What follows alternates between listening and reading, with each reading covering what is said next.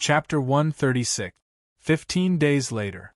The Buddha image in Zhou Fu's Sea of Consciousness sat cross-legged in the air. Under the light blue shadow, the 12 flowing golden lines were very obvious. The Buddha image can actually condense inner strength. Not only does it remove the pressure on the meridians, but it also increases the speed of circulation by 50%. What is the origin of this technique? Without inner strength in his body, Zhou Fu did not feel weak at all. Instead, it made his qi and blood more active. While standing with the dragon-embracing stance, the rising heat formed a semicircle, enveloping the surrounding 3 meters of space.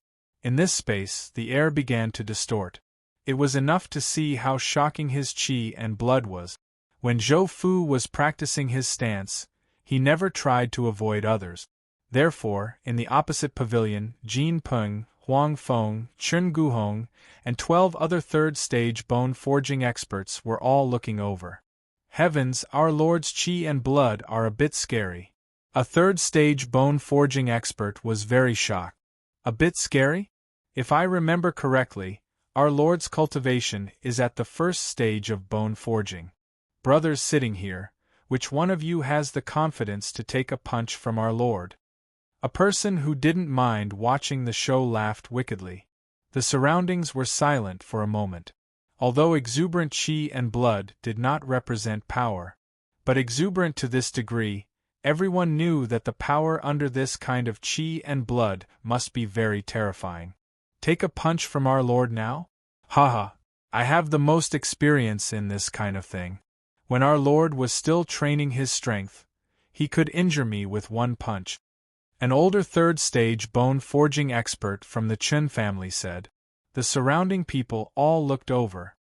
He continued, the second punch, my arms ruptured, the qi and blood in my body shook, and my battle strength immediately decreased by more than 50%. After saying this, he shook his head with a sigh. After a moment of silence, someone asked, what about the third punch? The third punch? If the third punch landed, you would be talking to a ghost right now. The surroundings were silent for a moment, and then they all laughed in low voices. But in everyone's heart they were even more shocked. How much strength do you think our Lord has now? No one could answer this question, unless, how much strength? I'm not sure either. Hearing the familiar voice, the group of people was shocked. They all stood up and saluted in the direction of the voice. Greetings, Mr. Zhou. Zhou Fu handed the handkerchief used to wipe his sweat to Yuzhu and walked in. Are you all ready? Jin Peng, Huang Feng, and Chen Guhong said in unison, Sir, we are ready. Sir, 200 new guards, led by 60 old guards, are already waiting for orders at the gathering point outside the city. Jin Peng stepped forward and said, the people here are all experts of the third stage of bone forging. In addition, there are 4 third-level bone-forging cultivators at the gathering point. At this moment, Zhou Fu's blood was boiling. These people were his own team. No matter how she came to be, she was now one of his people. Since you're ready, let's go. Yes. With an order, more than 10 carriages from Huang Jia, Chen family, and Elysium set off towards the outside of the city. Red Sea Gang's base. A spy from the Red Sea Gang reported to Iron Tiger, Sir, Elysium has sent a large number of people to the outside of the city. Iron Tiger was stunned for a moment, then suddenly became energetic. Where are they going? What are they doing? I don't know, but I've already sent some brothers to follow them. Good. Iron Tiger slapped the armrest of his chair. Follow closely. No matter what he does, I will not let him succeed. After saying that, he shouted outside, Men! The guards outside hurried in. Gather the men and follow me out of the city. Yes. Sir, this is Mount Wangning. It means that you can see Ning'an city from here. Jin Peng introduced it to Zhou Fu. The Black Mountain stronghold is on Mount Wangning. Zhou Fu looked at the forest and ordered, Enter. Yes. Enter the mountain. With an order, a team of nearly 300 people walked into Mount Wangning. They were all wearing armor and holding swords. Some of them even carried shields. Be careful of traps. Spread out the scouts and send the signal at any time. Orders were spread out among the crowd. At this moment, Zhou Fu suddenly felt like he was playing a real-time strategy game. This made his blood boil. As the team went deeper, they discovered a large number of traps. Not all of these teams were guards, but there were also some old hunters in the area. These people were very experienced in the mountains and forests, so they were invited by Jin Peng and the others with a large sum of money. Of course, there were also those who were unwilling to come, but those people were now in the prison of the gathering point. The team found a small stream and walked along it. They walked for more than an hour. Duanqing came to Zhou Fu's side and said, "Sir, we're almost there." "Okay, tell the brothers to be alert and don't fall into the enemy's trap." Before Zhou Fu's voice fell, the sound of sharp weapons cutting through the air rang out in the forest. "There's an ambush. Defense, defense." The accompanying bone-forging experts recognized the source of the sound and shouted, "Front left! Shields up! Shields up! Shields up!" Whoosh, whoosh, whoosh. More than 10 shields were raised. Bang, bang, bang. Like rain hitting banana leaves, a series of muffled sounds rang out. Zhou Fu looked at the shadows in the depths of the forest and shouted, "Don't worry about them. Continue forward." "Yes. Continue forward. All bone-forging realm cultivators be on guard." Zhou Fu ordered again. "Yes." Several figures rushed out of the crowd and into the forest. Bang, bang, bang. A series of strikes rang out and quickly fell. "Safe. It's safe here too." Zhou Fu shouted, "Don't chase. Stay alert." "Yes." The group continued forward. After walking for 20 minutes, a large open space appeared in front of them. There was also a large wooden gate and high wooden walls surrounding it. This was the Black Mountain stronghold. "Sir, we've arrived." Zhou Fu nodded and ordered, "Begin the preparations." "Yes." Duanqing replied and ordered to the side, "Prepare the fire oil and fire arrows." Dozens of guards with bows on their backs unloaded their bags and opened them, revealing the items inside. There was a box containing specially made arrows with flammable materials wrapped around them. There was also a wooden jar containing fire oil. The amount was small, but it was enough to fire 20 arrows. These people added up to nearly 600 fire arrows. It was enough to set the Black Mountain stronghold on fire. Following the actions of Zhou Fu and the others, a voice came from the stronghold's lookout tower.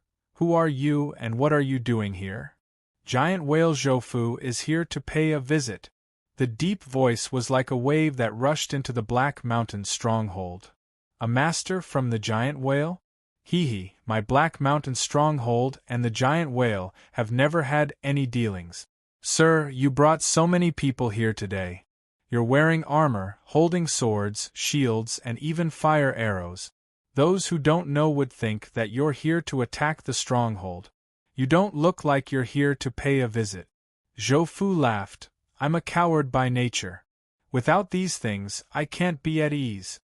As long as I don't care about my face, no one can do anything to me." Chapter 137. The people of the Black Mountain stronghold never would have thought that the person on the other side would respond in such a way. For a moment, they forgot how to respond. Zhou Fu gestured to the bone-forging experts beside him. Suddenly, a powerful aura sword and various colored mists appeared, revolving around their respective masters. This scene gave the people of the Black Mountain stronghold a fright. What do you want to do?" Zhou Fu said. "Honored guests have come, but you're not opening the door. What's the reason for this?" At the same time, he ordered in a low voice, 4 third-stage bone-forging cultivators come with me. The rest of you wait outside. If you receive the signal, burn this Black Mountain stronghold." "Yes." Creak the wooden gate of the Black Mountain stronghold made a sound as it turned. The stronghold gate opened wide, and a group of people walked out. The leader was a middle-aged man who looked to be in his 30s or 40s. He had a square face, dark skin, and a pair of cold eyes. honored guests? Humph. Now that the door is open, please come in. Asterisk crash. Asterisk the bandits walked out of the stronghold and lined up on both sides of the door. They drew their long swords and placed them in front of them. Ha ha. Zhou Fu smiled and shook his head as he walked over. Behind him, there were 4 bone-forging masters with grave and stern expressions. Their bodies were surrounded by a thick mist of various colors as they followed Zhou Fu into the stronghold. The big man who came out to greet them had an inexplicable look in his eyes. He looked at the hundreds of people who stood motionless, then turned to Zhou Fu and asked, "They? Aren't they going in?" Zhou Fu said, "It's my first time visiting, so it's inconvenient for so many people to enter." Up to you. When Zhou Fu walked to the entrance of the stronghold, *pu piu piu, from the entrance of the stronghold, the ground was completely shattered. Sharp blades made of fine iron protruded from the ground, each one about 30 centimeters long. Looking at Zhou Fu's strange gaze and the 4 bone forging experts behind him, the big man said, "The mechanism inside the gate has not been maintained for a long time and was accidentally triggered." After he finished speaking, he stood there with his arms crossed in front of his chest.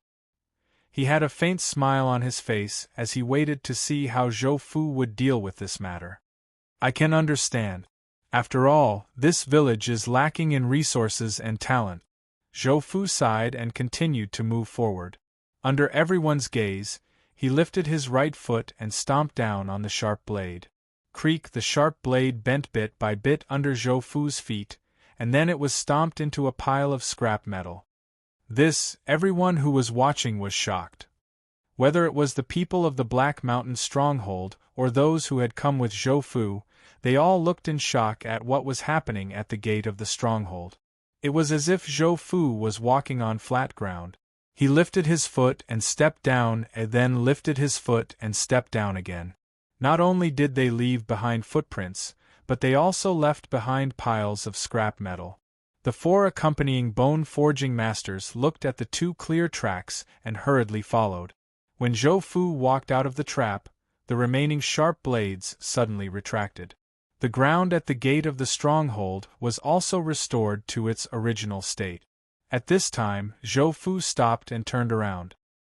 He looked at the shocked big man and said, "Since I am a guest, I naturally have to help when I see that the host is in trouble. Otherwise, I would feel bad for my kindness." Then, under the other party's puzzled gaze, he lifted his right foot and stomped down fiercely. Boom! The turbulent inner strength was like a surging river, causing layers of ripples to appear on the ground. In an instant, the area that had just been covered by the mechanism was wrapped in it. Boom, boom, boom! Dust flew up and the sharp blades that had retracted were all shaken out. It was like the ground had been plowed, and everything inside had been turned over. It was all over the place. "You!" The big man looked at Zhou Fu in horror.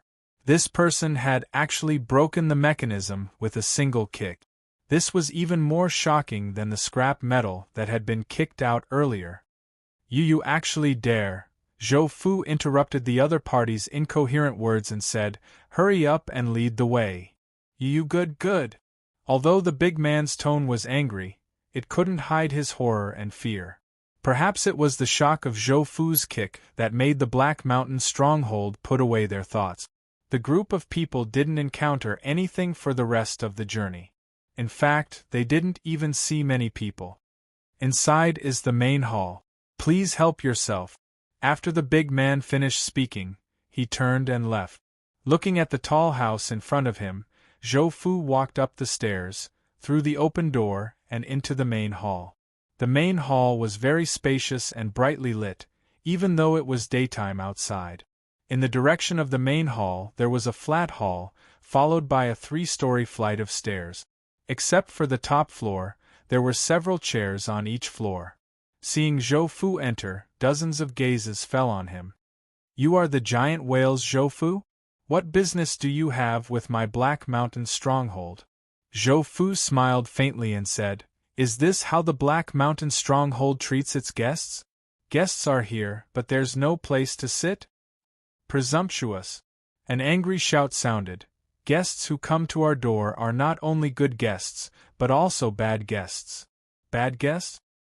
Zhou Fu looked at the figure on the main seat with a playful expression. Bad guests are still guests. Can't you treat them? Treat? We only treat bad guests like this. A figure jumped out from the crowd sitting in the main hall. After a few dodges, he jumped up and used the pillars in the main hall to roll, quickly arriving above Zhou Fu. Die! The figure roared and a cold light pierced towards Zhou Fu. Ding-dang! With a crisp sound, the cold light was blocked by a layer of golden armor. This armor was lifelike, with golden light flowing around it. It looked very imposing. Pung! The cold light suddenly shook, revealing a clear sword blade. Ka-cha-pung! Cracks appeared on the blade, and then it suddenly exploded. Under the illumination of the fire, Zhou Fu's body was sparkling, and it was very beautiful. You! The figure also revealed his face. It was a young man in his 20s. At this moment, the young man looked at Zhou Fu in horror. His arm that was holding the sword kept trembling, and a stream of blood flowed from his hand, through the sword hilt and dripped to the ground. Enough, go back, the figure on the main seat said. The young man hurriedly retreated. Come, take the seat of honor. Two young men carried a big chair out and placed it opposite the stairs in the main hall. Zhou Fu did not mind and said to the four people behind him, You guys stand at the door and be careful. Yes. After giving the order, Zhou Fu walked straight to the chair and sat down. At this moment, the figure on the main seat could be seen clearly. This person had a handsome face, and his body was neither fat nor thin. Looking at his age, he was about 30 years old. I wonder if that person looked at Zhou Fu's young appearance and did not know how to address him. Zhou Fu said, I am the foreign affairs emissary of the giant whale. You can call me Zhou Fuwei. Haha, that person laughed. Zhou Fuwei is really young and promising. At such a young age, you have already achieved so much. You are really a hero. Zhou Fu also laughed, but his smile was not reserved. Instead, it had a meaning that it should be like this. He looked at the other person and asked, How should I address you, Chief? That person seemed very surprised. You don't even know me, and you came to visit? It's because I am not familiar with you that I came. Ha ha ha ha. Interesting. That person looked up to the sky and laughed. My surname is Jiang. You can call me Chief Jiang. Chapter 138. After Master Jiang finished speaking, he looked at Zhou Fu with a friendly smile and asked, Zhou Fuwei, if I remember correctly, your giant whale and my Black Mountain stockade have never had any conflicts, right? Hearing the true meaning of his words, Zhou Fu said, No grudges in the past, no enmity in the present. No grudges in the past, no enmity in the present. Master Jiang's finger flicked on the armrest. Since that's the case, I wonder why Zhou Fuwei has brought so many people to my Black Mountain stockade today? Although there is no enmity between us, there is a small matter that has accidentally involved the Black Mountain stockade. Today I am here for this matter. Master Jiang's eyes flashed. What matter? Haha, why is Master Jiang pretending to be confused? 4 of my third-stage bone-forging experts have been injured.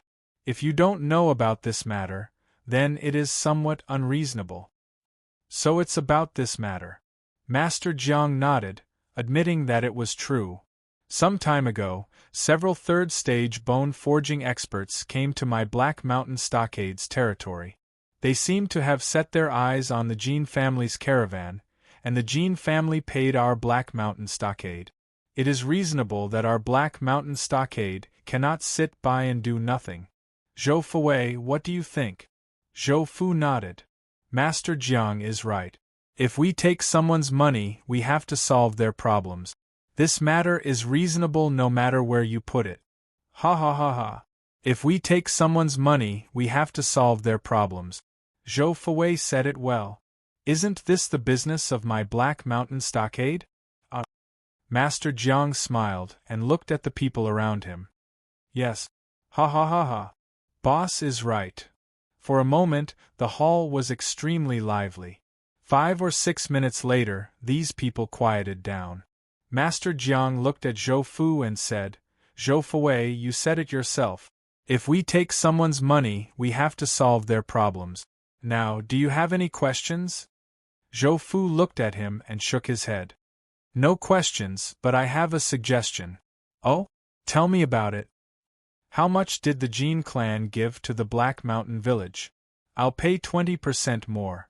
Master Jiang's eyes lit up, and the corners of his mouth curled up as he said, "Oh? Zhou Fuwei is really generous, but this money can't be taken so easily, right?" "It's not difficult," Zhou Fu said, "as long as the Black Mountain village no longer protects the Jin family's caravan." "Ha ha ha ha. I was wondering what was going on. I see." Chief Jiang laughed out loud again. He leaned against the black bearskin on his back and grinned at Zhou Fu. His ferocious aura erupted as he said, "In the territory of my Black Mountain stronghold, as long as you pay, my Black Mountain stronghold will protect you. This is the foundation of my Black Mountain stronghold. Now, Zhou Fuwei wants to cut off the roots of my Black Mountain gang with just a little bit of money. Do you think that's possible?" The atmosphere in the hall became tense. At this moment, a man from the Black Mountain stronghold ran in from outside the hall.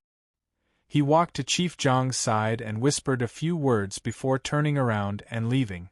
Chief Jiang looked at Zhou Fu and said, "Forget about Zhou Fuwei's suggestion, but seeing that you are a guest from afar, I'll tell you a piece of news." "I'm all ears."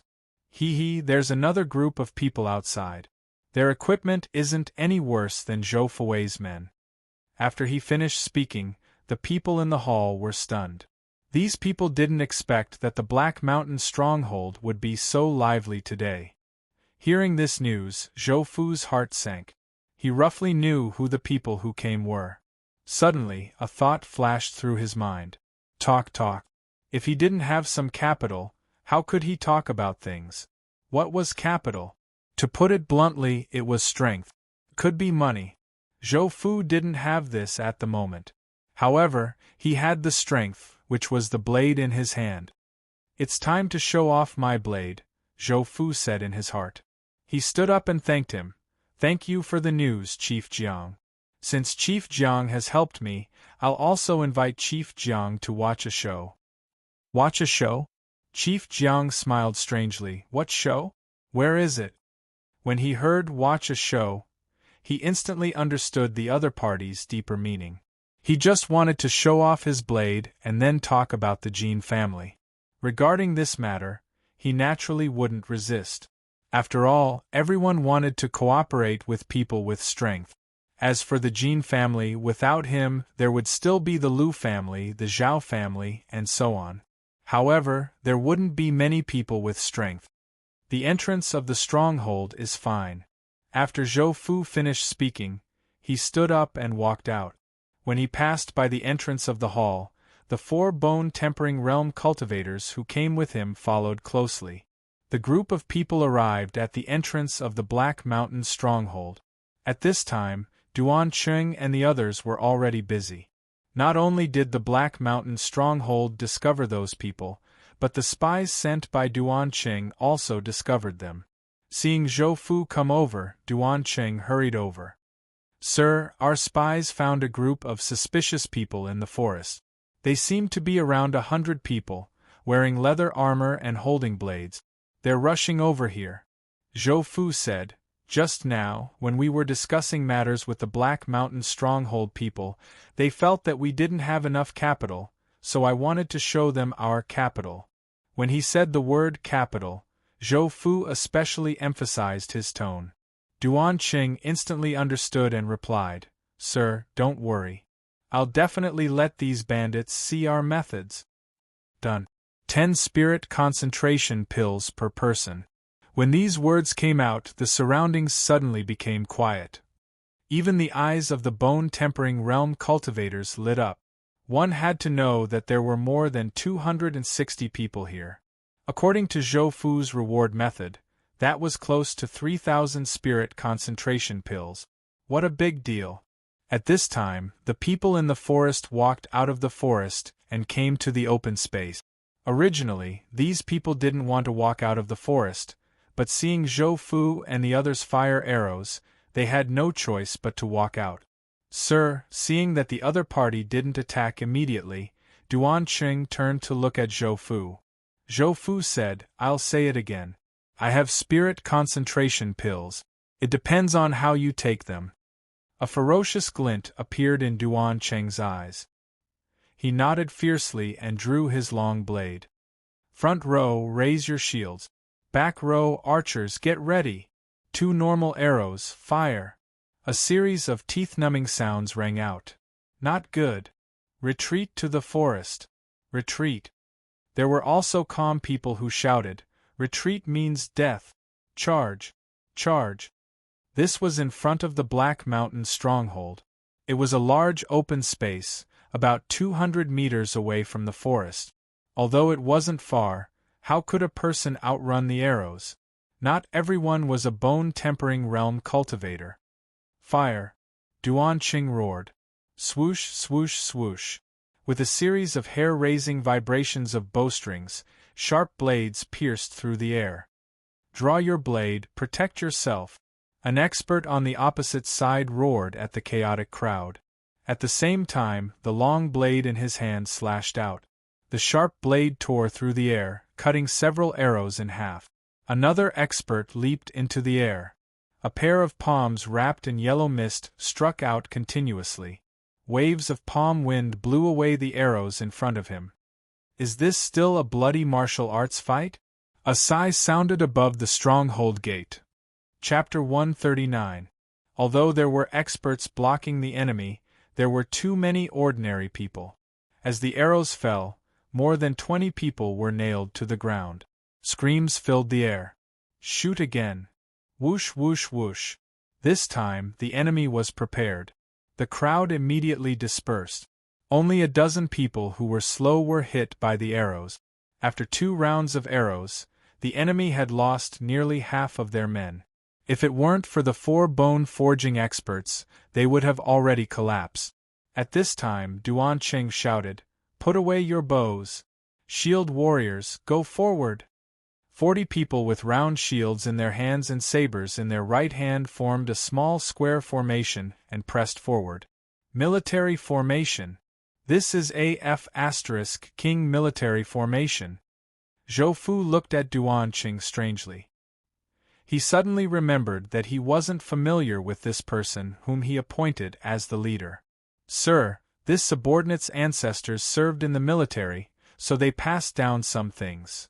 Duan Qing seemed to know that he had violated a taboo, so he nervously explained to Zhou Fu. Zhou Fu didn't care about this.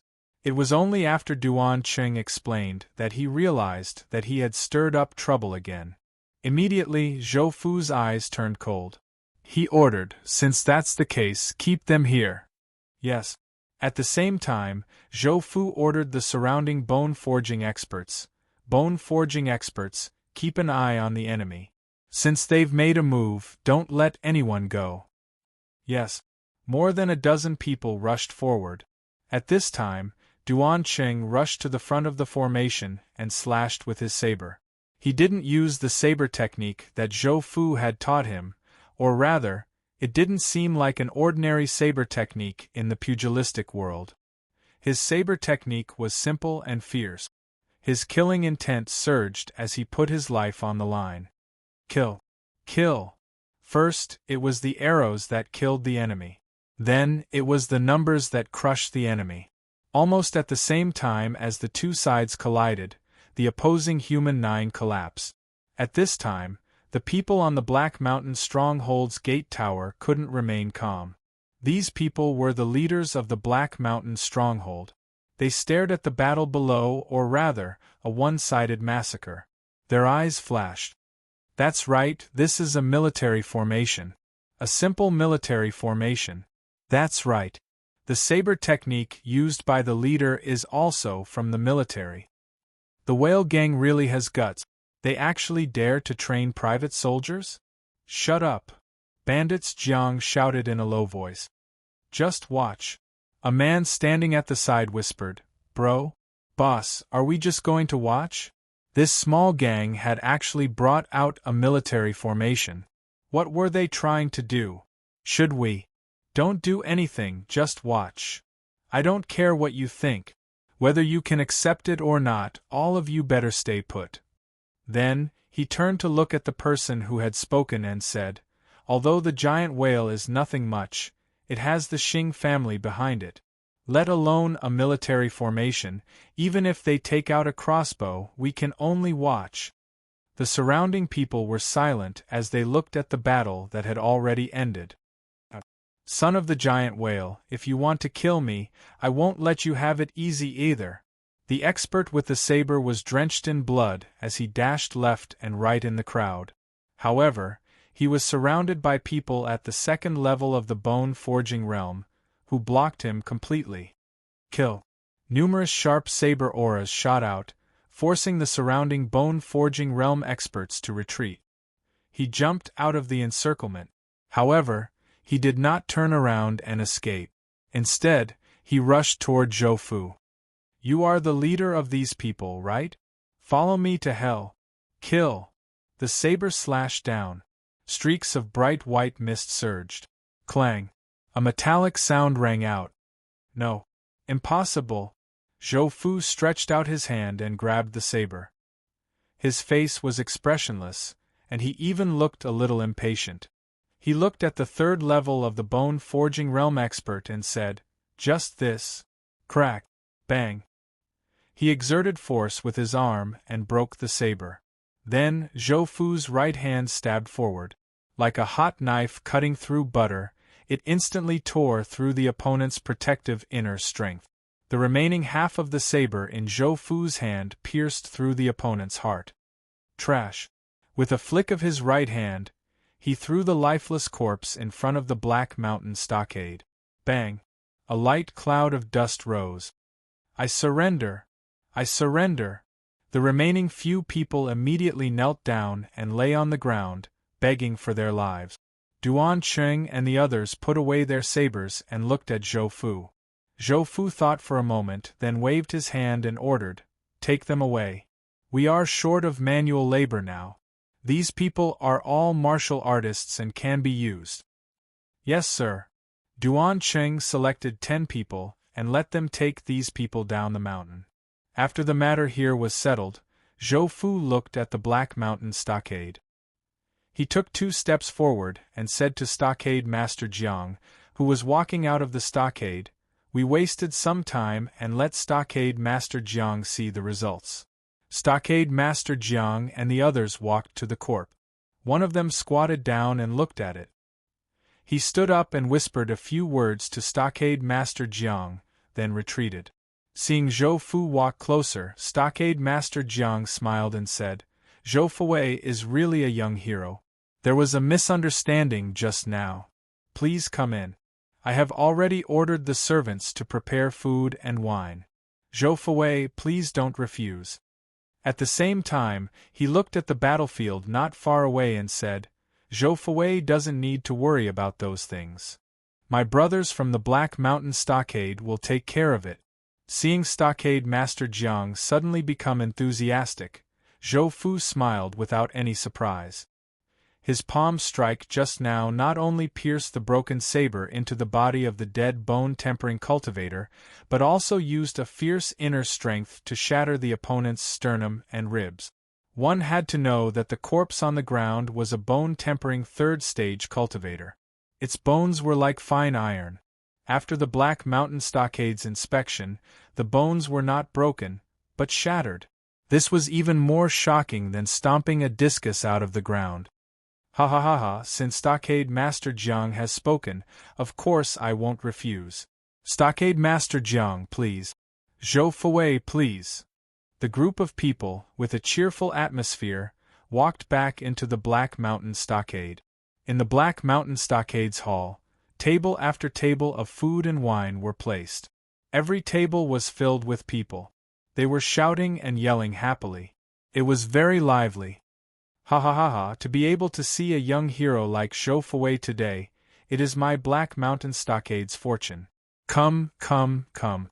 Everyone, let's toast to Zhou Fei. To Zhou Fei. Zhou Fu also raised his cup and happily said, "Thank you, brothers. Cheers." Cheers. After a few glasses, everyone's faces were rosy. The distance between people had also been reduced by a lot in an invisible way. Stockade Master Jiang said, "Brother Zhou, I feel like old friends with you at first sight. Since the Jin family offended you, they offended our Black Mountain Stockade. Don't worry, we will not let them have an easy time." "Brother." Stockade Master Jiang patted Zhou Fu's hand and said, "You don't need to do anything for this matter. Brother will definitely satisfy you. Don't worry." Chapter 140. The sun was leaning to the west, and waves of cold air were blown by the mountain wind, causing people to immediately feel a sense of coolness. At the entrance of the Black Mountain stronghold, Jiang Yuan, also known as the chief of the Black Mountain stronghold, he pulled Zhou Fu's arm, looking as if he couldn't bear to part with him. "Brother Zhou, I really regret not meeting you earlier. I regret not meeting you earlier." He gently patted Zhou Fu's arm and continued to sigh. "It's getting late, so I won't keep you any longer. However, don't worry, I will definitely take care of that blind Jin family. To dare to provoke my brother, Jiang Yuan, is to go against my Black Mountain stronghold. In at most 3 days, I will definitely satisfy you. Just wait for the news." Zhou Fu also chuckled, "If that's the case. Thank you, brother." "Ha ha ha ha, what are you thanking me for? We're all brothers." As Jiang Yuan said this, he even patted his chest as if he was saying, "Don't worry about me." All right. Zhou Fu turned to look at his men and said, "Then I'll be leaving first." And then, Jiang Yuan nodded, looking as if he had drunk too much. "Be careful on the road. Come and drink when you have time." After the two of them exchanged a few more words, Zhou Fu brought his men and left the Black Mountain stronghold. In the Wangning Mountain, where the Black Mountain stronghold was located, not far from Ning'an City, there was a medium-sized farmhouse. At the entrance of the courtyard, there was a small tea stall on the main road.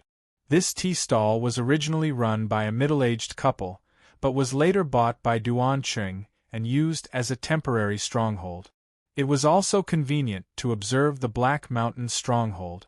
When Zhou Fu and the others arrived at the tea stall, the people inside hurriedly greeted them.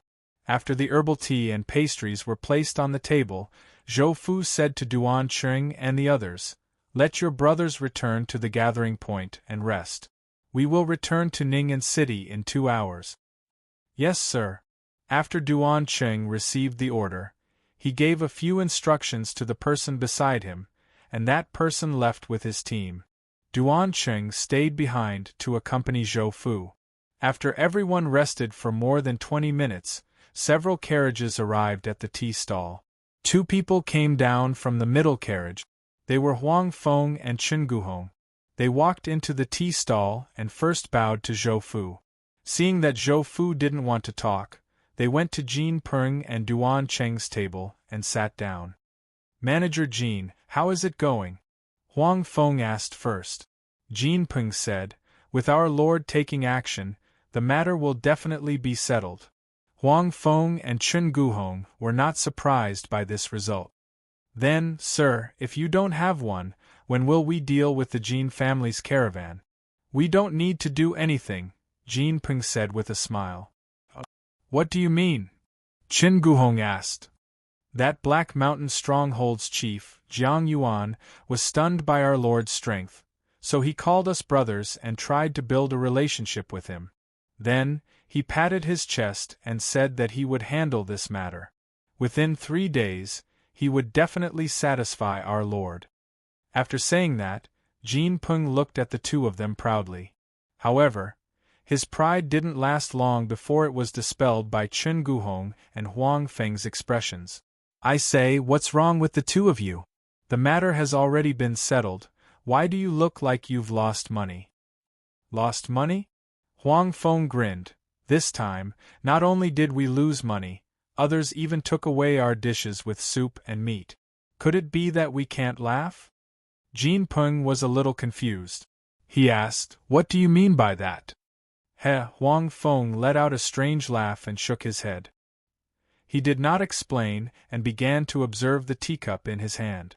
"Let me say it." Chen Guhong sighed. "If we were to make a move, the Jin family's things would be ours, and the people would also be ours. Even a small part of Mount Wangning would be ours."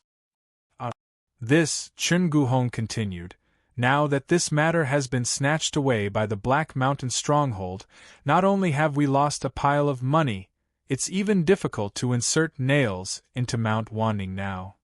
What Chen Guhong said was exactly what Zhou Fu was thinking. He had originally wanted to kill 2 birds with 1 stone and settle the matter of the Jin family, casually placing his own people in Mount Wangning. "Forget it," Zhou Fu said. "Let's forget about this for now. You guys have to keep an eye on the Jin family. Since the Black Mountain stronghold has said so, regardless of whether they are sincere or not, the Jin family will not have an easy time in the near future. Whether or not you can seize this opportunity depends on you guys." Chen Guhong and Huang Feng hurriedly said, "We understand." At this time, a short figure walked over from the main road. For some reason, Zhou Fu looked at this figure in a daze, as if he was in a daze. The figure walked closer. It was a young man who looked to be about 12 or 13 years old. He was very handsome and wore moon-white clothes that looked like the wings of a cicada. They were as light as gauze and not very translucent. At a glance, one could tell that these clothes were not made of ordinary material. It gave people a feeling that they were very expensive. What was even more strange was the temperament of this young man. He stood out from the crowd but did not appear to be abrupt. The young man walked to the tea stall and looked around. Then, he walked to Zhou Fu's table and sat down. This time, the other people in the tea stall were shocked, and sweat began to slowly appear on their foreheads. "Why didn't you pour me tea?" The young man blinked his big eyes. His tone was very calm, as if he was saying something very normal, as if he was saying, "I'm hungry." Zhou Fu looked at the young man. The two of them looked at each other for a few seconds. He took out a teacup, poured some herbal tea, and placed the teacup in front of the young man. This scene made the surrounding people feel as if they had seen a ghost. The young man picked up the teacup and took a sip. He frowned, as if he was not very interested in the taste. However, he was too thirsty. He could only close his eyes and drink it in one gulp. Then, he pushed the cup back to Zhou Fu. Zhou Fu also frowned.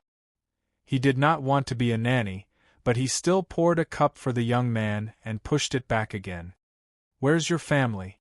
The young man stared at the cup, his face full of hesitation. He would be thirsty if he did not drink it. Drink it. The taste of this thing was really not that good. Hearing Zhou Fu's question, the young man did not raise his head. He replied, "I thought that old man was too annoying, so I left him alone. But it's okay, he will find me in a while." "Right?" The young man raised his head and looked at Zhou Fu. He asked, "Why don't you drink the snow plum wine, but drink this thing instead? It's disgusting." Not only Zhou Fu, but everyone in the tea stall also felt a sense of suffocation in their chest. One must know that before this tea stall was bought by Duan Qing, the tea inside was even more unbearable. This was after seeing that Zhou Fu was here and specially changed the recipe. Snow plum wine. Zhou Fu shook his head. "I've never heard of it. However, this herbal tea is indeed what we usually drink. It's good for cooling down the heat." As he spoke, he took a sip from the cup. "Okay. But the snow plum wine is still better," the young man repeated. Then, he mustered up his courage and took a sip. He swallowed it with difficulty. Zhou Fu shook his head and did not say anything. At this time, he had rested enough. It was time to go back. Just as Zhou Fu was about to get up, the young man said, "Right, Shuizhu said that I can't casually take other people's things.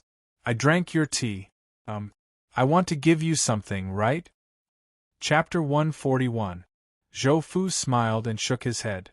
It's just a cup of tea. There's no need. It's 2 cups. The young man corrected him with a serious face. Okay, it's 2 cups. It's okay. You can drink your tea here and wait for your family. I'm leaving now. Zhou Fu's words troubled the young man. He shook his head. No, Shuizhu has never lied to me. What she said makes sense. Suddenly, the young man thought of something. He stared at Zhou Fu and smiled. He said, "You're also a cultivator, right? You're the same as me. How about this? How about I teach you martial arts?" Following the young man's words, the tea stall fell silent for a moment. Then, there were sounds of stifled laughter. One could imagine that if Zhou Fu wasn't here at this moment, they would definitely be laughing wildly. Zhou Fu was also stunned by the young man's words. Then, he smiled. There's really no need. It's best not to teach others martial arts. At this moment, he could tell that the young man in front of him was definitely a young master from some family. He guessed that it was similar to the Xing family. He grew up in a greenhouse, and was surrounded by maids and servants. Therefore, he had a strange personality. Yes, yes. The young man nodded. Shuizhu said something similar to you. Do you know each other? We don't know each other, Zhou Fu said.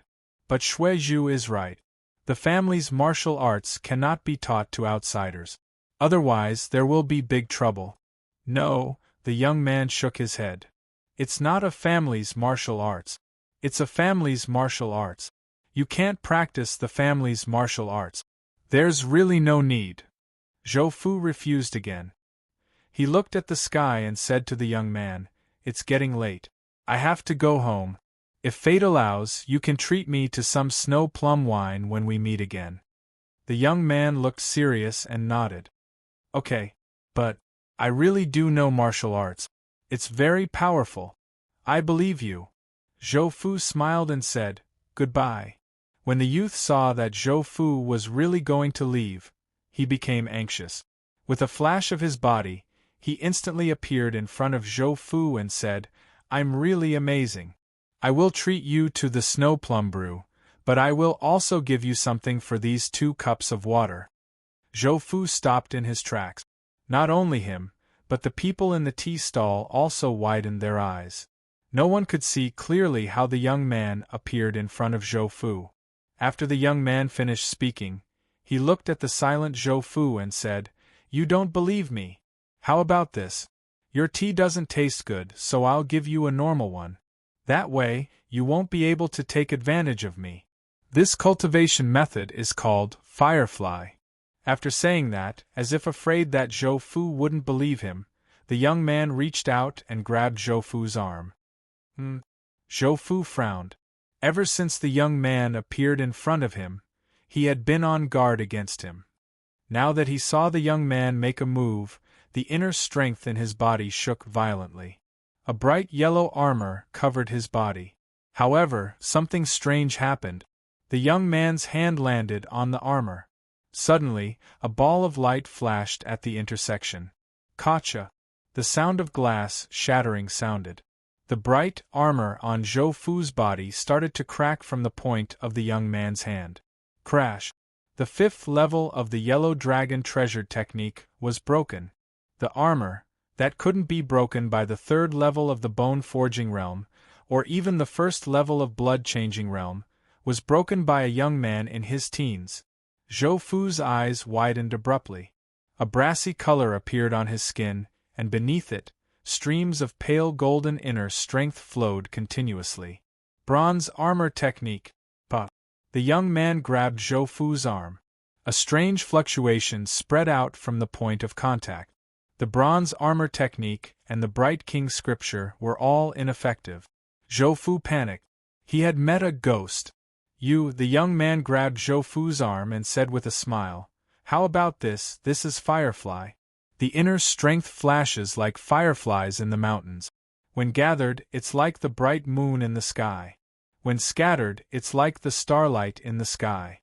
Isn't it nice?" At this moment, the young man let go of Zhou Fu's arm. He raised his hand and a ball of light appeared in his hand. Then, it suddenly scattered. Specks of light flashed around his body, and then gradually disappeared. Of the 3 techniques you just used, the 2 that were like clothes felt very weak, but they also felt very familiar to me. I can't remember. The other one felt very ordinary, but you don't seem to know how to use it. Don't you have a teacher to teach you? Zhou Fu let the young man do whatever he wanted. He didn't move. It wasn't that he didn't want to resist, but from the young man's movements and martial arts moves, he didn't seem to be a match for him. Moreover, the young man didn't seem to be very smart, but he wasn't dangerous either. Hearing the young man's evaluation of his martial arts, it was impossible to say that he wasn't angry. Zhou Fu didn't avoid the young man's question. No, no one taught me martial arts.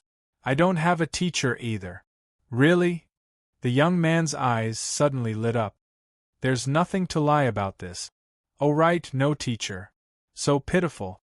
The young man nodded seriously. Seeing this, Zhou Fu's heart twitched. If it wasn't for this young man's strange behavior, he really wanted to hang this brat up and give him a good beating. The young man asked, "How about Firefly? Do you want to learn it?" There was no need to ask. Zhou Fu obviously wanted to learn it. However, this plaything looked very dangerous. Could it be an important technique of some aristocratic family? It's best not to teach this technique to outsiders. Why? This is already the most ordinary technique I can think of. Stifled. Everyone had this feeling.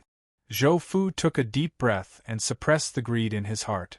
In the face of such a godly technique, no one would believe that he wasn't tempted. From what the young man had shown, the power behind him must be extremely terrifying. This was also the reason why Zhou Fu calmed down. Zhou Fu said, "Perhaps this is very ordinary to you, but to others it's extremely tempting." Yes. Xuezhu also said that. You really don't know? We really don't know. The young man was a little disappointed, but also a little relieved. Then next time you see Xuezhu, you're not allowed to snatch her away. Otherwise, I'll beat you up. Zhou Fu's heart suddenly went off. He could see that the young man in front of him had a pure heart and powerful martial arts. He was simply a moving bomb. Pure heart not only meant that the other party was pure and clear, but also that there was no distinction between good and evil in his heart. He did things according to his preferences, just like a child. How about this, you call me teacher, and I'll teach you Firefly. The young man suddenly smiled and made a suggestion. Moreover, the more he thought about it, the more he felt that his idea was very good. It was simply a genius idea. This way, you don't have to worry. I'll also pay for the tea. Moreover, I'll become a teacher. Ha ha ha ha. That's great. Promise me, okay? Zhou Fu smiled awkwardly, not knowing how to reply. After a while, he didn't see Zhou Fu's response. He was unhappy that someone didn't agree with his idea. You aren't willing? Zhou Fu's hair instantly stood up. He nodded and said, "This student is willing." Chapter 142. When the youth saw Zhou Fu calling himself a student and bowing to him, he was extremely happy. It was as if he had obtained a new toy. Ha ha ha ha. I also have a student. The youth danced with joy. Let me tell you, if you don't study well, I will beat you. Looking at the suddenly serious youth, Zhou Fu could only take a deep breath and suppress his restless heart. He said in a muffled voice, "Please don't worry, teacher, this student will study diligently." Seeing that the relationship between the two had been set, Jin Ping, who was sitting in the tea shed, mustered up his courage and said, "Sir, we will leave first." Without waiting for Zhou Fu to speak, the youth spoke first. He looked at Zhou Fu and asked, "These people are your servants?" Zhou Fu said, "They are all my subordinates." Subordinates, oh, I know. They are guards. The youth waved his hand, "It's fine, just sit and listen. They won't be able to learn it anyway." Such confident words made the bone-forging cultivators in the tea shed feel extremely uncomfortable. They wanted to refute, but they didn't dare to open their mouth. They could only sit quietly and perk up their ears, listening attentively. I forgot to ask, what is your name? Student Zhou Fu, may I know teacher's name? You are called Zhou Fu, your name? Oh, I am called Shang Yuan. Then let us begin. Firefly is a type of martial technique. It can also be said to be a type of skill. It is not limited to martial technique. You will slowly understand this point after you practice it. After a simple introduction, a pattern appeared in Shang Yuan's eyes. The lines that formed the circle were all flashing with a green light. Zhou Fu, who was being stared at by Shang Yuan, suddenly felt his body tighten. The surrounding air seemed to have a mass and was very dense. It was difficult for him to even move. Shang Yuan opened his mouth and uttered syllables one after another, like a whisper. But when these syllables reached Zhou Fu's ears, he actually understood. He understood what Shang Yuan wanted to express. These syllables were the cultivation method of Firefly. It was just that, this method was too strange, and it made Zhou Fu very uncomfortable. As soon as he finished speaking, the symbol in Shang Yuan's eyes vanished. At the same time, Zhou Fu also felt that his surroundings had returned to normal. Do you understand now? Shang Yuan asked. Zhou Fu nodded. Student understands.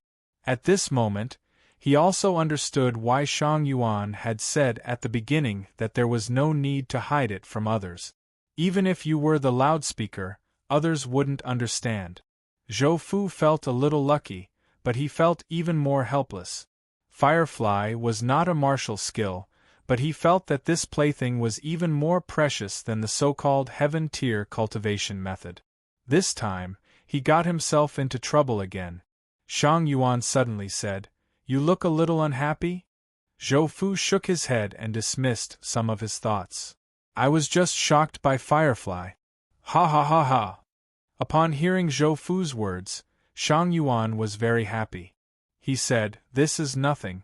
After my coming-of-age ceremony, I will pass on something better to you. Thank you, teacher. No need, no need. You're my student.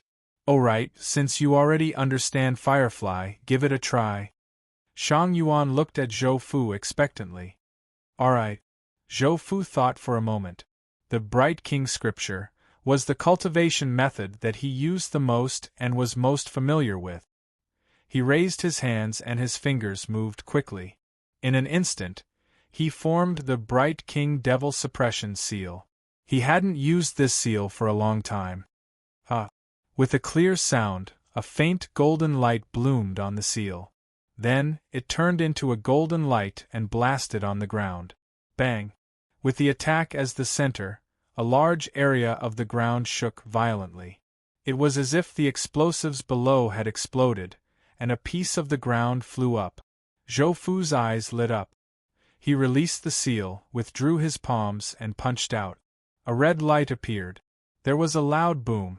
The piece of ground that flew up turned into a large cloud of dust and was blown away by the strong wind. Looking at it from afar, it looked like a sandstorm had suddenly appeared. Good. That's it. You're not very familiar with it yet. Once you're familiar with it, it'll be much better. Shang Yuan was very excited. He clapped his hands and cheered. Looks like I'm a good teacher. I'm even better than the ones at home. Zhou Fu looked at the power of his punch and couldn't react for a moment. The strength of the tyrannical whale fist came from his own strength and the special way of channeling his strength. With the support of a firefly, the inner strength that was supposed to be channeling in his meridians seemed to have broken through the shackles of his inner strength. It turned from tangible to intangible and completed the channeling of his inner strength in an instant. Then, it condensed the inner strength and created such a terrifying attack. However, what puzzled Zhou Fu was that there was no notification from his support system. He called out the support system interface and glanced at the cultivation method column. As expected, a firefly wasn't there.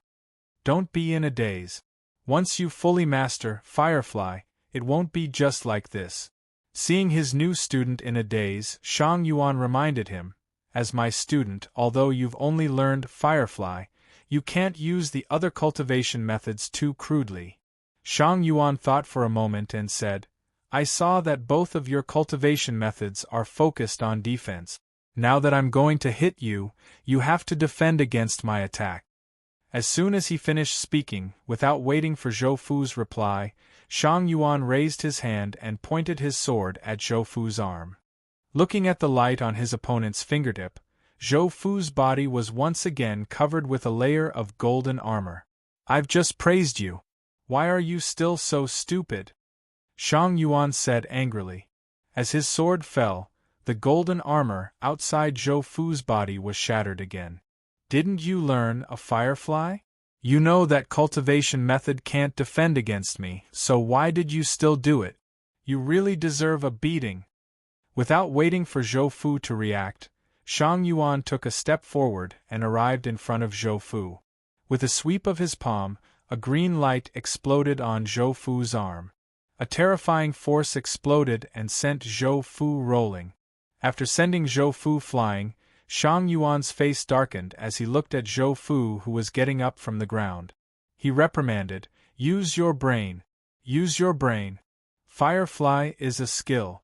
It's a cultivation method skill. Again. With that said, without waiting for Zhou Fu to understand, he pointed his finger at Zhou Fu again. This time, he chose his chest. Use it flexibly? Not good. Zhou Fu was still thinking about this word when he saw Shang Yuan attacking again. His sword fell. A patch of golden light flew out from Zhou Fu's body, meeting the sword finger that was pointing downwards. Faster! Shang Yuan shouted. Bang! Zhou Fu was sent flying again. With a thump, Zhou Fu fell to the ground. It was specially brewed. Which bastard taught this little teacher of his? After imparting knowledge, he didn't wait for the student to understand and directly put it into practice? What kind of teaching method was this? Don't be stunned. Continue. A green light attacked again. A large amount of golden light flew crazily. As soon as they gathered in front of the green light, they were penetrated by the green light. Bang! Zhou Fu was sent flying again. Too slow. Continue. Why are you so stupid? Faster. Faster. After a dozen times, bang! The green light exploded on the small golden shield. Zhou Fu's body was pushed back several meters by the shockwave before he could stabilize himself. Shang Yuan also smiled. Not bad, just like that. Chapter 143. Shang Yuan looked at Zhou Fu and said, Since I've taught you, can you help me with something? Zhou Fu thought for a moment and said, As long as it's within my capabilities, I'm willing to serve you. Okay. Hearing Shang Yuan's excited tone, Zhou Fu smiled bitterly in his heart. He forgot that Shang Yuan was just a child. He probably didn't understand the meaning in his words. According to Zhou Fu's guess, Shang Yuan's power was at least at the mortal evolution state. How terrifying would the power behind him be? What could happen to such a person? Shang Yuan took out a piece of paper from his pocket and opened it. There was a little girl drawn on it. Find this person. Zhou Fu took the paper and heaved a sigh of relief in his heart. So it was to find someone. This was no problem. How do you want to find her? Do you want to invite her back or capture her? Huh? There are so many options? Shang Yuan looked at Zhou Fu in confusion. Zhou Fu explained, If this person offended you, I'll naturally get someone to capture her. If she's your friend, of course, I'll invite her back. I see. It's not that she offended me. I just wanted her to be my maid. She wasn't willing and ran away from the dock in the city. Maid? Forcing a little girl to be his maid? Zhou Fu didn't know how to answer. What? You can't find her? Hearing Shang Yuan's tone, Zhou Fu sighed. He'd better be the bad guy himself. If you don't have anything else, follow me to the city and stay at my place for the time being. There might be news of this girl tomorrow. The two talked as they walked back to the tea shed. Zhou Fu handed the paper in his hand to Jin Peng and said, Tomorrow morning, I want to know news of this girl. She got lost at the dock.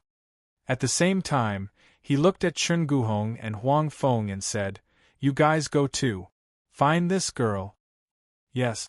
After everything was arranged, Zhou Fu said to Shang Yuan, "Teacher, please follow me back to the city." Shang Yuan nodded. "All right." Zhou Fu led the way and the two arrived in front of the carriage. Just as Shang Yuan was about to get on the carriage, his whole body suddenly trembled. He looked to the east and said, "Oh no, that old man is coming to find me. Put down my young master." An old but vigorous voice rang out. A dark green light spread out from the eastern sky. Shang Yuan rolled his eyes, looked at Zhou Fu and said, "You go beat him up." "What?" Zhou Fu looked at Shang Yuan in astonishment. "What are you looking at? I'm your teacher, you have to listen to me." "Teacher, are they our own people?" Shang Yuan said stubbornly, "We still have to fight. If you don't hit him, I will let him hit you." "Unlucky kid." Zhou Fu cursed in his heart, but could only nod and say, "Student accepts the order." Shang Yuan's face lit up. However, Zhou Fu said again, "Teacher, judging from the other party's momentum, I can't beat him." Shang Yuan said, "It's fine. You know Firefly, but he doesn't. You can also use this opportunity to train yourself, in case you forget." "Yes." Zhou Fu took 2 steps toward the other party and said loudly, "Senior, I have orders. Please excuse me." Facing the person who came, Zhou Fu did not dare to be careless, nor did he dare to hold back.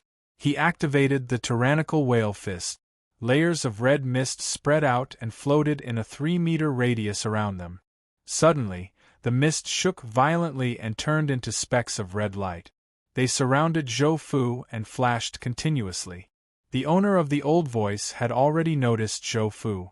At this moment, he also saw the abnormality of Zhou Fu's technique. He said in surprise, "Eh? This is Firefly? Which house's guard are you from?" Without waiting for Zhou Fu to speak, the voice said, "That's not right. The house's guards are not this weak. Who are you?" Boom! The dark green light expanded and covered Zhou Fu. What an unexpected disaster! Zhou Fu sighed in his heart. Then, the red dots of light around him suddenly gathered on his fist.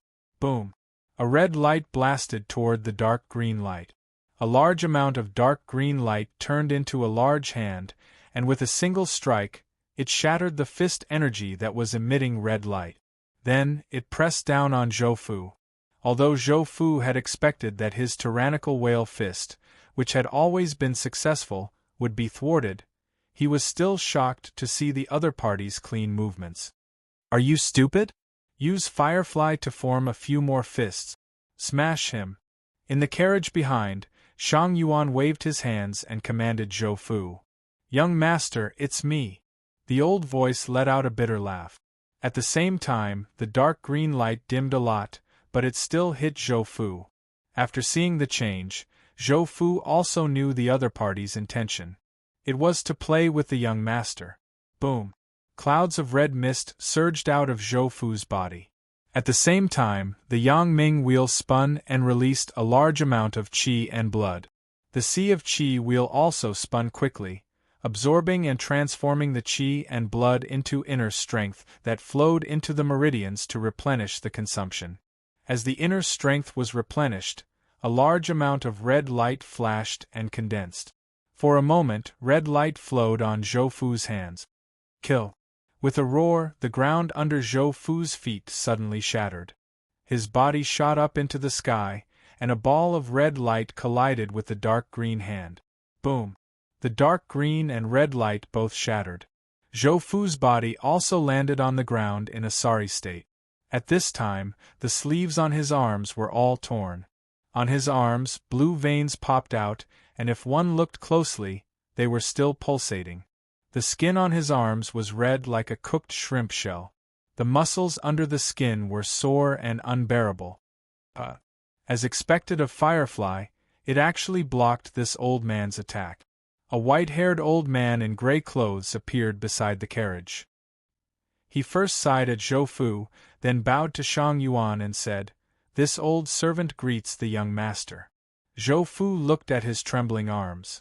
The dark green inner strength shattered his art of copper armor, and it was still tearing the meridians on his arms. Unlucky. He sighed again in his heart. He used his movement technique and came to the front of the carriage. He bowed and said, "I've disappointed teacher." The old man suddenly opened his eyes wide and looked at Zhou Fu in disbelief. He then turned to look at Shang Yuan. Shang Yuan shook his head. "I didn't expect you to be able to fight with this old man, but you lost too quickly. I also saw that this old man held back in the end." Gulp. The old man swallowed a mouthful of saliva, looked at Shang Yuan and asked, "Young master, you just said, this is your student?" "Yes, this is the student I just took in." "How is it? Not bad, right? It only took him a while to learn Firefly." "Nonsense!" the old man shouted in a deep voice. "Huh!" Shang Yuan frowned and a green light appeared in his eyes. He locked onto the old man. "What did you just say?" The old man's body trembled, and his expression suddenly changed. He knelt in front of the carriage. "This old servant deserves to die. If there's a next time, even if you're a servant given to me by my family, I'll still twist your head off. This old servant doesn't dare." "Humph!" Shang Yuan snorted and ordered, "Both of you, get on the carriage." "Yes." This old servant obeys. Chapter 144. In the carriage, Shang Yuan sat on the innermost seat. The soft cushion and comfortable backrest made it so that even though the carriage was a little bumpy, it did not feel uncomfortable. On the two sides of the carriage, Zhou Fu and the old man sat opposite each other.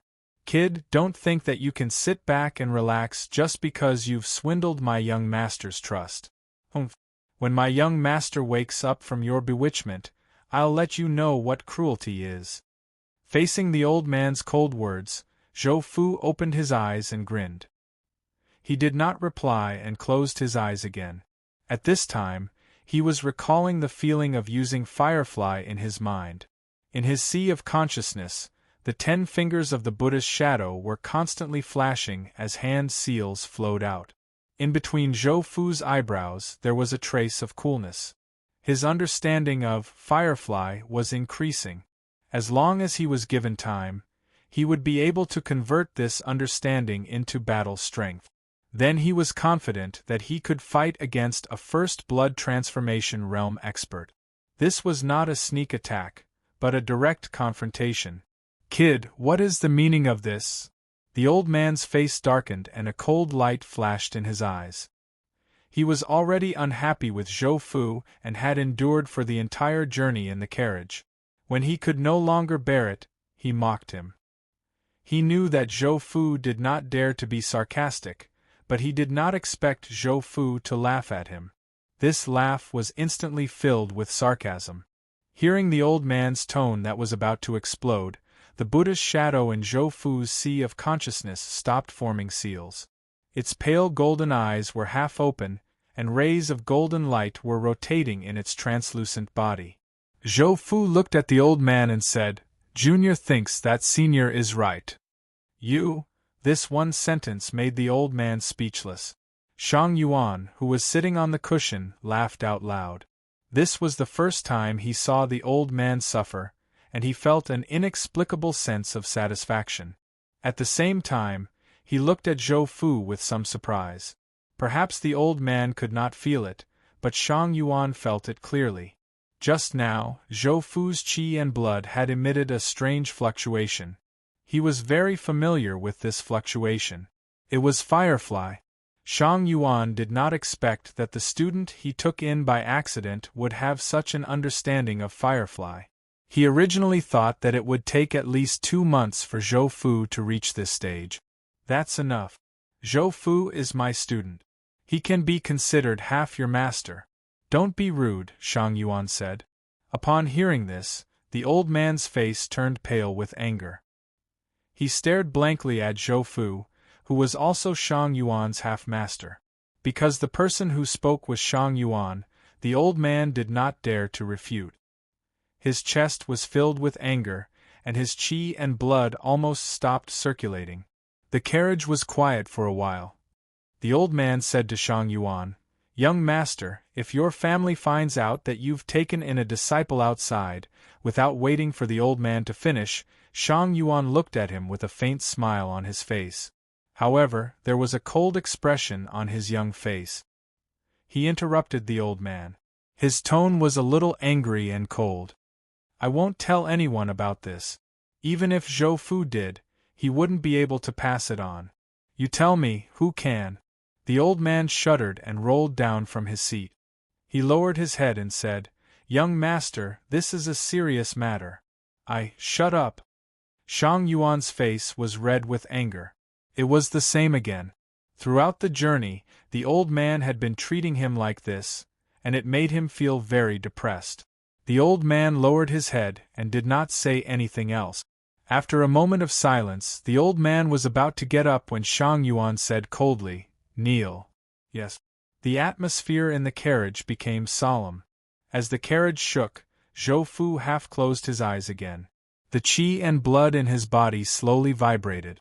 At times, they slowly scattered into blood-colored spots, and at other times, they condensed into a ball. "Sir, we've arrived at the restaurant." The coachman's voice could be heard from outside the carriage. The three of them alighted from the carriage. Under the guidance of the servant, they arrived at a quiet courtyard. Zhou Fu said, "Teacher, let's rest here tonight. Time is tight, and the things here are a little crude." Shang Yuan looked around with interest and nodded. "It's fine. You have to hurry up with the task I assigned to you." Just as Zhou Fu was about to nod, a guard hurried over. "Sir, there's news about the person you're looking for." This speed surprised Zhou Fu. Just as he was about to speak, a figure appeared in front of the guard. The guard was startled. He knew that the person in the room was an important person. Therefore, he turned to look at Zhou Fu.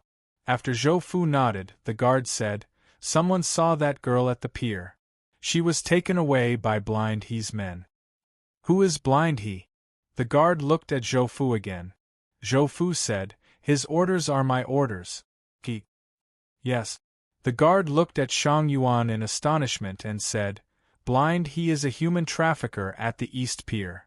When the words human trafficker entered Zhou Fu's ears, he knew that something bad was going to happen.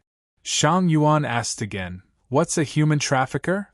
"Young master, a human trafficker is a human trafficker. They trade people as goods." After hearing the explanation, Shang Yuan got angry. "I was the one who took a liking to that girl first." The guard opened his eyes wide and looked at Shang Yuan in disbelief. "Damn, how old is this kid? The smell of milk on his body hasn't dissipated, and he's already snatching people?" Zhou Fu sighed in his heart. He knew that Shang Yuan didn't mean it this way, but he didn't intend to explain. He ordered the guard, "Gather 50 people and follow me to meet this Blind He." After receiving Zhou Fu's order, the guard didn't turn around and leave as usual. Instead, he looked at Zhou Fu with a troubled expression. "Sir, this Blind He has some background. He's a member of the Red Sea Gang." "Red Sea Gang?" Zhou Fu frowned. "Since when did the Red Sea Gang become a human trafficker?" I don't know." "Forget it. Don't bother about the Red Sea Gang. Find this Blind He's lair and himself." The guard said, "Sir, we've already investigated. Blind He brought a batch of goods and went to the Red Sea Gang's base. And that little girl is inside." "Red Sea Gang?" Zhou Fu sighed again. This was really a case of enemies meeting on a narrow path. He planned to make a move against the Red Sea Gang and the Iron Tiger in a few days. It seemed that he couldn't wait until then. Zhou Fu said, "Gather everyone and go to the Red Sea Gang's base." "Yes." After the guard received the order, he turned around and ran out. Zhou Fu said to Shang Yuan, "Teacher, I'll be back soon." Shang Yuan nodded and said, "Okay. Sir, the carriage and the men are ready." Jin Peng came to Zhou Fu's side and said. There was still some hesitation on his face as he asked, "Sir, are we really going to break ties with the Red Sea Gang today?" Zhou Fu knew that Jin Ping was hesitating. After all, this was a matter between the two biggest gangs on the East Pier. As long as there was a conflict, it wouldn't be a small matter. As long as they fought this time, it wouldn't be as quiet as the previous time. Break ties? How is that possible? I'm just going to find an old friend to drink tea and reminisce about the past. Let's go. Chapter 145. In front of the Red Sea Gang's encampment. Zhou Fu led more than 100 people to confront the 200 to 300 people of the Red Sea Gang. Not a single shadow could be seen on the surrounding street. Every household had their doors tightly shut, afraid of provoking a bloody disaster. In front of the Red Sea Gang's main gate, Iron Tiger's face was gloomy like lead. He stared fixedly at Zhou Fu. Behind his fierce gaze, there was a look of terror. He had already found the team he sent to stop Zhou Fu. However, all they found were corpses. There were more than 100 people, but none of them came back alive. And now, Zhou Fu, who was standing in front of him, was not only unharmed, but also brought a group of high-spirited guards to kill him. How could he not panic? He was even certain that the Black Mountain Gang in Wanning Mountain must be related to Zhou Fu or the giant whale behind Zhou Fu. Otherwise, his men would not have died so thoroughly. Iron Tiger said in a deep voice, "Brother Zhou, you brought people to the Red Sea Gang's encampment in the middle of the night. Do you want to start a war with the Red Sea Gang?" Although he was panicking, he was still the face of the Red Sea Gang. The hundreds of people behind him and the experts in the encampment made him more confident. Brother Iron, you misunderstood. I came here today to ask Brother Iron about someone." "Ask about someone?" Iron Tiger frowned. Although he had many doubts in his heart, he still decided to be cautious. He asked, "Who is it that Brother Zhou has to mobilize so many people? It must be someone important to Brother Zhou, right?" Zhou Fu thought for a while. He didn't even know the name of the little girl. Although his little teacher had taken a fancy to her, it didn't seem to have much to do with him. How should I put it? I can't say that she's important. I can only say that I want to find her. If that's the case, I wonder who Brother Zhou is looking for. Blind he. Iron Tiger was stunned for a moment. This answer was too unexpected. He subconsciously looked at the one-eyed man beside him. Feeling the gazes from all directions, the one-eyed man, who was also blind, trembled in fear. He hurriedly explained to Iron Tiger, "Sir, I don't know this Zhou. Mr. Zhou." Iron Tiger glared fiercely at blind he. Then he turned his head and looked at Zhou Fu. "Brother Zhou, how did this person offend you? If that's the case, I'll apologize to you here. You can go back today. Tomorrow morning, I'll ask him to come and apologize. What do you think?" Zhou Fu gestured to the guard at the side. The guard took out a portrait and walked in front of the Red Sea Gang members. He unfolded the portrait and revealed the face of a little girl. Blind he was stunned at first. Then, he furrowed his brows and pondered. Suddenly, he trembled violently and his face turned pale. The guard looked at blind he, whose expression had changed drastically, and sneered, "Now, you don't need our sir to say anything, right? Hand her over." Iron Tiger shifted his gaze from the portrait to blind he and shouted, "What's going on? Speak." Blind he's body trembled and he collapsed to the ground. An ugly human trafficker in his 40s, who was blind in one eye, cried out, "Sir, I don't know, Iron Tiger's expression suddenly changed. At this moment, he understood what blind he meant. This place was the headquarters of the Red Sea Gang, and blind he was a member of the Red Sea Gang. The person who was looking for blind he was the enemy of the Red Sea Gang, the giant whale.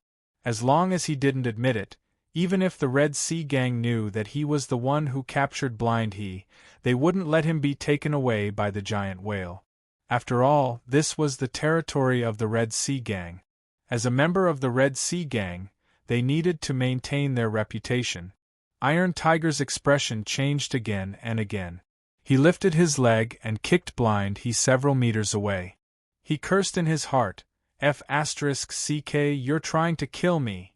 Zhou Fu, who was standing at the side and watching the show, said after seeing Iron Tiger kick blind he, Brother Iron, we've found this person. Look, find the little girl in the portrait and bring her back to me.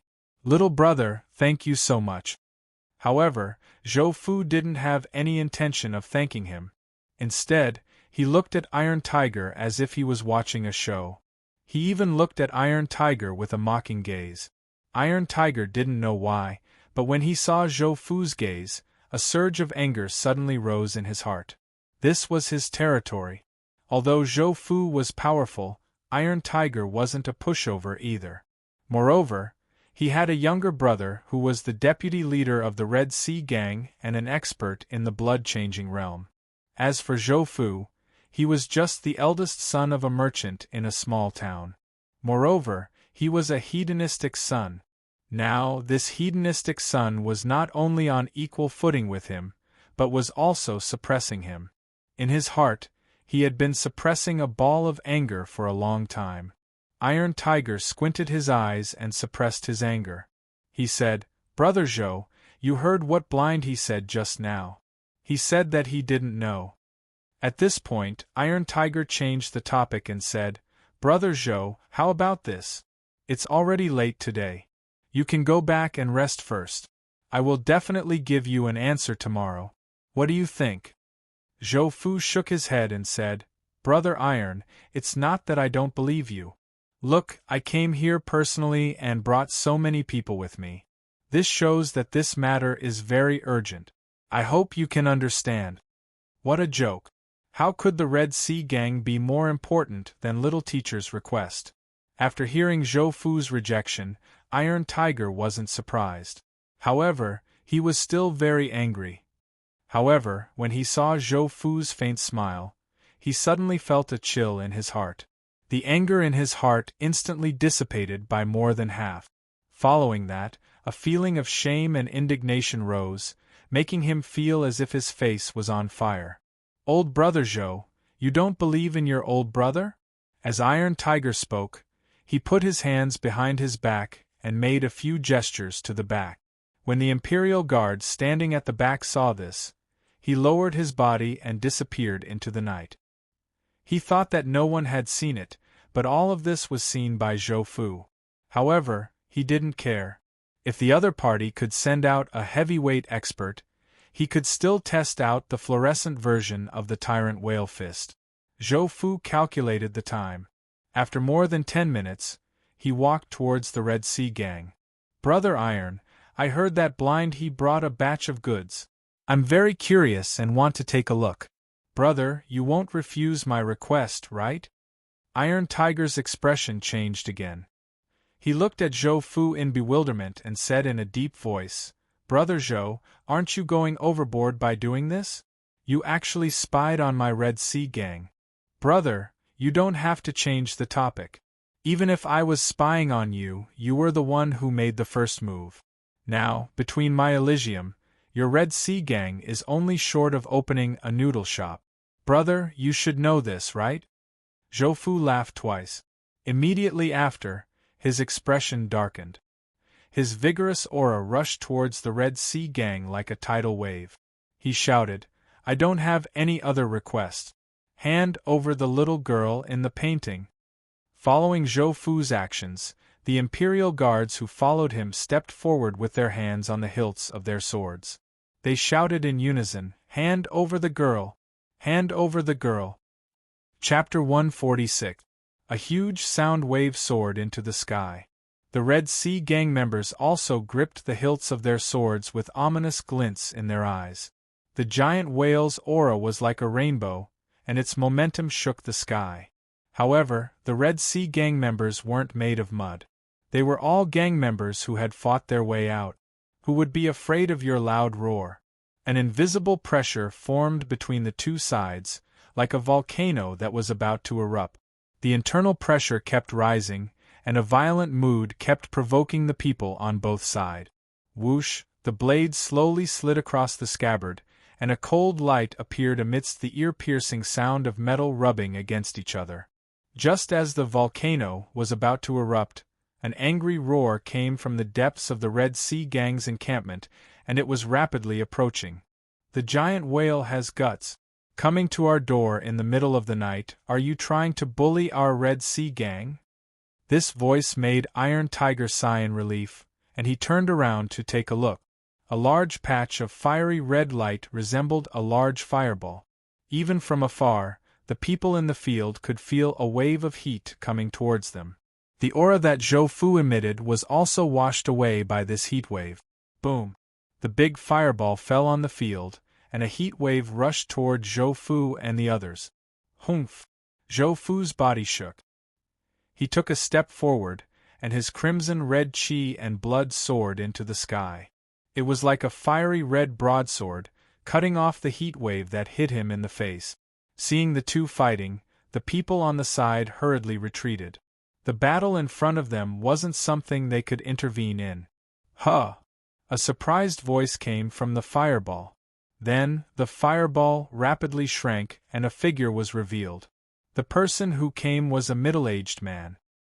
He looked at Zhou Fu in surprise, and then turned to Iron Tiger and asked, "Is this the person who came to cause trouble in our Red Sea Gang?" Iron Tiger nodded and said, "Elder Lu, it's really him." So young? Even though Elder Lu was surprised by Zhou Fu's astonishing vitality, he still found it hard to believe that the person who incited the two sects to fight was so young. "Elder Lu, this man's name is Zhou Fu. He is the giant whale's external affairs envoy. At the same time, he is in charge of the Elysium on behalf of the giant whale," the Iron Tiger explained. "Oh? Is that really the case?" Elder Lu still didn't believe it. He looked at Zhou Fu and asked, "Kid, what our Red Sea Gang's ambassador Tai said just now, is it true?" Yes and no. Zhou Fu also sized up Elder Lu. According to his observation, this person's aura was much more stable than Tong Sanhuai's, but his aura wasn't much stronger. Zhou Fu estimated that this Elder Lu should be a first blood transformation expert of the older generation. "What do you mean right or wrong? It seems like the mastermind behind the trouble in my Red Sea Gang is really you?" Elder Lu's eyes narrowed slightly. A sharp aura soared from his body, firmly locking onto Zhou Fu. "This old man sees that you are only in the bone-forging realm, but your chi and blood are vigorous and your talent is extraordinary. You can be considered a young hero and will definitely have a great future. However, your current cultivation is too low. If you don't want to die young, kneel down and apologize to my Red Sea Gang now. Then, give me an apology gift. Otherwise, this old man can only kill a young hero like you." The corners of the old man's mouth rose slightly. His eyes stared at Zhou Fu with a playful expression. Hee, old people are indeed different. Even their tone is so big." Zhou Fu grinned. A blood-red mist rushed out of his body and slowly rotated around him. The surrounding people looked at the blood-red mist and could faintly smell the stench of blood. They could also feel a bone-piercing killing intent. Demonic cultivation technique? This strange feeling stunned Elder Lu. He looked at Zhou Fu with a trace of fear in his eyes. He opened his mouth and said, "I didn't expect that you would choose to cultivate a demonic cultivation technique." Interesting. The first half of this sentence carried a tone of pity, but the second half was full of schadenfreude. There was even a trace of carefreeness. Cultivating a demonic cultivation technique was equivalent to destroying one's future. Elder Lu shook his head. A powerful aura covered the sky and pressed down on Zhou Fu. His body began to emit a fiery red light. "Since you insist on seeking death, then don't blame this old man. However, how many good people can cultivate a demonic cultivation technique? This old man can be considered to have gotten rid of evil." Elder Lu sneered. His figure flashed, bringing along a fiery red light as he struck out with his palm. Facing the aggressive palm, Zhou Fu twisted his body. Like a drawn bow, his raised arm was the arrow on the bowstring. "Kill!" A furious roar came from Zhou Fu's mouth. His arm was wrapped in a bloody mist as he punched out. Boom! There was a loud noise. The violent force shattered the floor between the two. The fine stone fragments smashed into the surrounding buildings and the people who couldn't dodge in time. The crackling sound was accompanied by a series of screams. The fist and palm collided. The ground under Zhou Fu's feet shattered. A powerful and scorching force constantly washed over his body. Boom! Elder Lu struck out with his palm again at lightning speed, striking Zhou Fu's chest. Zhou Fu, who was struggling to resist the internal force from the previous palm, raised his left fist and met it. Although this punch had blocked Elder Lu's palm strike, it had also distracted Zhou Fu. The force of the two palms exploded and immediately sent Zhou Fu flying. In midair, the bloody mist around Zhou Fu suddenly exploded, turning into small bloody dots. These bloody dots rushed into his body and then condensed, eliminating the fiery red internal force that invaded his body. Without waiting for Zhou Fu to fall, Elder Lu rushed over again. A flame rose from his right arm and struck toward Zhou Fu. At this time, he also noticed that Zhou Fu had eliminated his internal force. He said in surprise, You have some connections." Although he said that, the strength of his hand increased again. Zhou Fu flipped in the air. The bloody light in his eyes was as if there was a sea of blood. Even the smell of blood around him became more dignified. Roar! Within the range of the bloody red light, there was a faint roar of a beast. Lightning danced and condensed on his fist. His fist, suffused with bloody light, descended. Boom! The force exploded. Zhou Fu's body flew into the air again. This time, he borrowed the force of the rebound and was not sent flying. In the gap between two somersaults in the air, Zhou Fu eliminated his opponent's internal force and then landed 5 steps to the left of Elder Lu. Elder Lu stood where he was and stared blankly at his exposed right arm. His sleeve had already been torn and there were several bloody marks on his arm. Very good. A bone-forging cultivator can do this. Very good. Elder Lu's eyes burned with anger.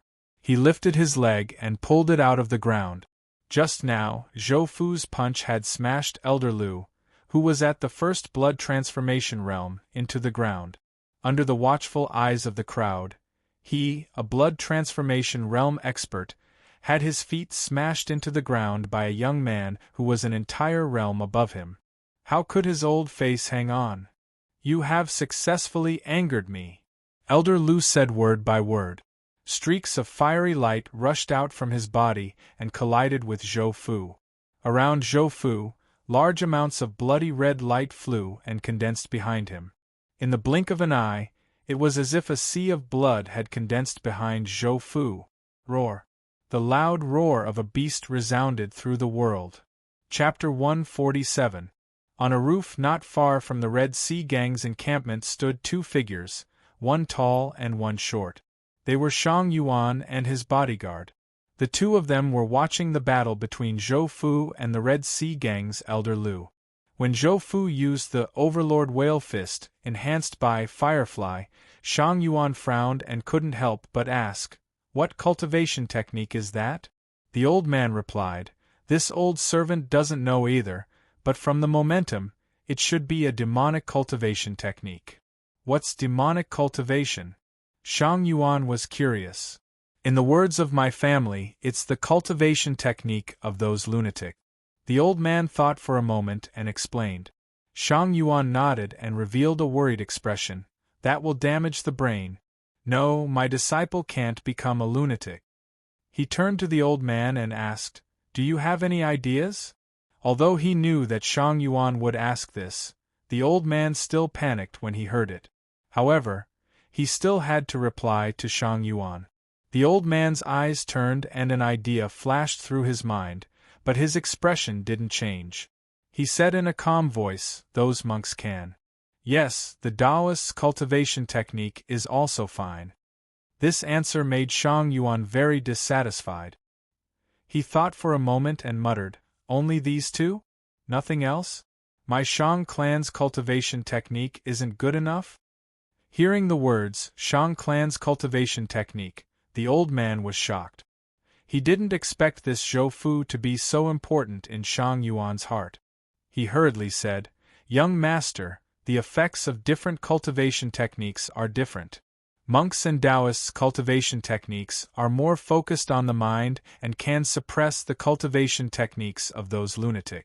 This is something everyone knows."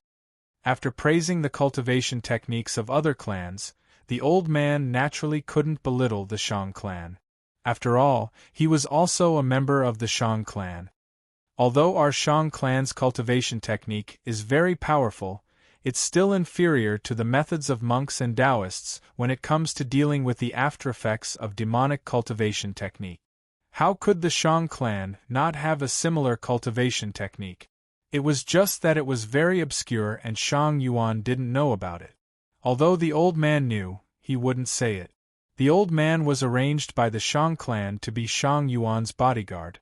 The better Shang Yuan was, the better his treatment in the Shang clan would be, and the more benefits he would receive.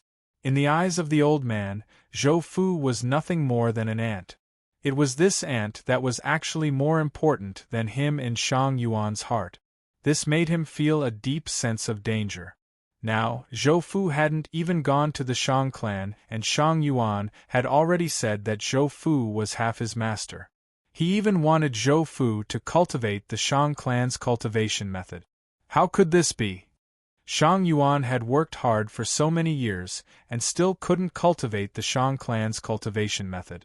How could he, Zhou Fu, deserve it? When Shang Yuan heard the old man's words, his brows were practically knitted into a knot. The cultivation techniques of monks and Taoists. Their cultivation techniques seem to be very exclusive. After cultivating them, I won't be able to cultivate the Shang clan's cultivation technique. So annoying. Looking at Shang Yuan, who was going crazy, a sinister smile appeared on the old man's face. After a flash, he calmed down. Shang Yuan's eyes suddenly flashed. Forget it. After all, he's my student. If he can't cultivate the Shang clan's cultivation method, then so be it. When the time comes, he can still be my tower guardian. Crack, crack, the crisp sound of bones cracking could be heard. Shang Yuan looked at the old man strangely and asked, "What's wrong?" The old man shook his head and said with a faint smile, "I'm just too shocked. However, this Zhou Fu is quite lucky." Although Shang Yuan was puzzled, he didn't ask when he saw the old man's calm expression. He didn't need to ask. He was just a servant. How much trouble could he cause?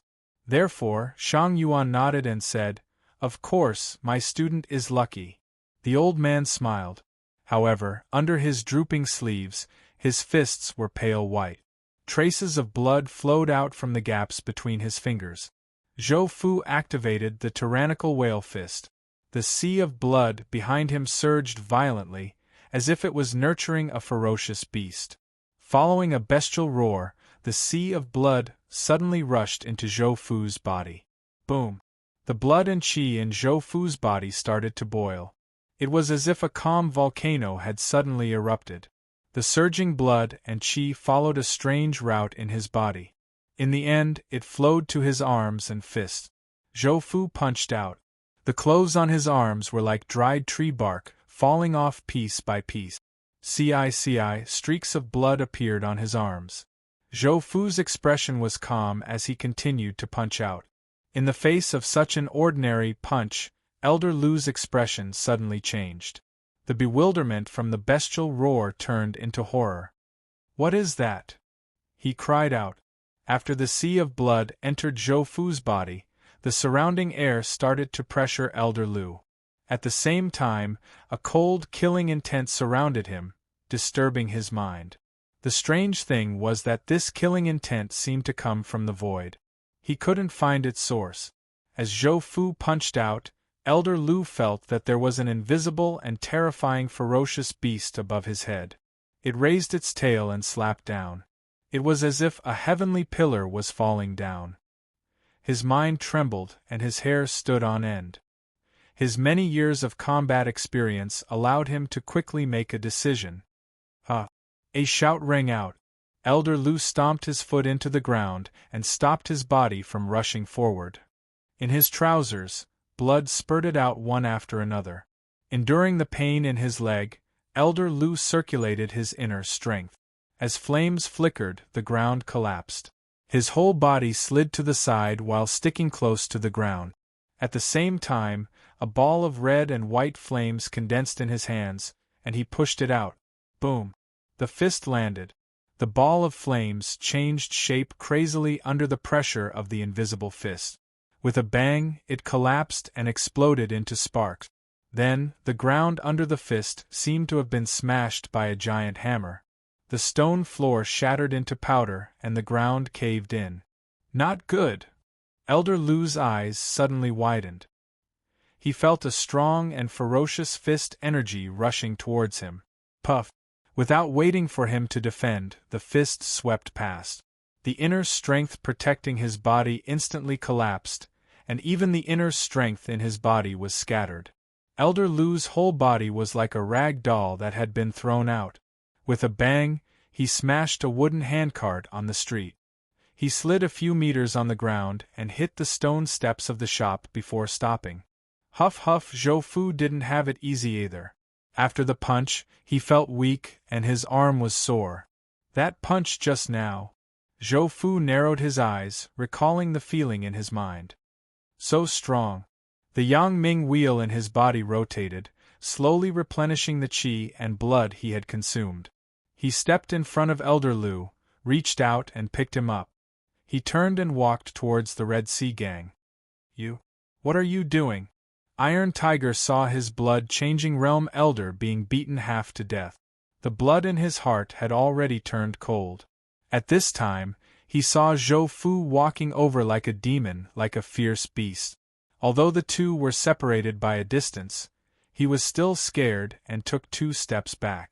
As Iron Tiger retreated, the hearts of the Red Sea gang members were also instantly scattered. Many of them turned and ran. Even the boss was scared. How could they be heroes? Their lives were more important. Zhou Fu's figure flashed, and he came to Iron Tiger's side. Reaching out his left hand, he grabbed the other's arm. Looking at the frightened eyes, Zhou Fu grinned and said, "I suddenly have an idea. Let's talk about it?" Chapter 148. Red Sea Gang, Iron Tiger's Study. Zhou Fu sat at the head of the table. To his left sat Jin Peng, Huang Feng, and Chen Guhong, as well as 6 bodyguards at the 3rd stage of bone forging.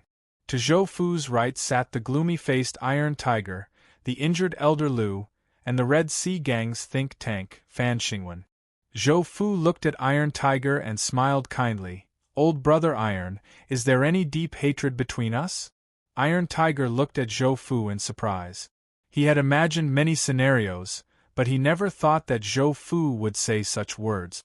He thought for a moment and nodded. "Old Zhou Fuwei is right. There is no hatred between us." At this moment, Iron Tiger was very cautious.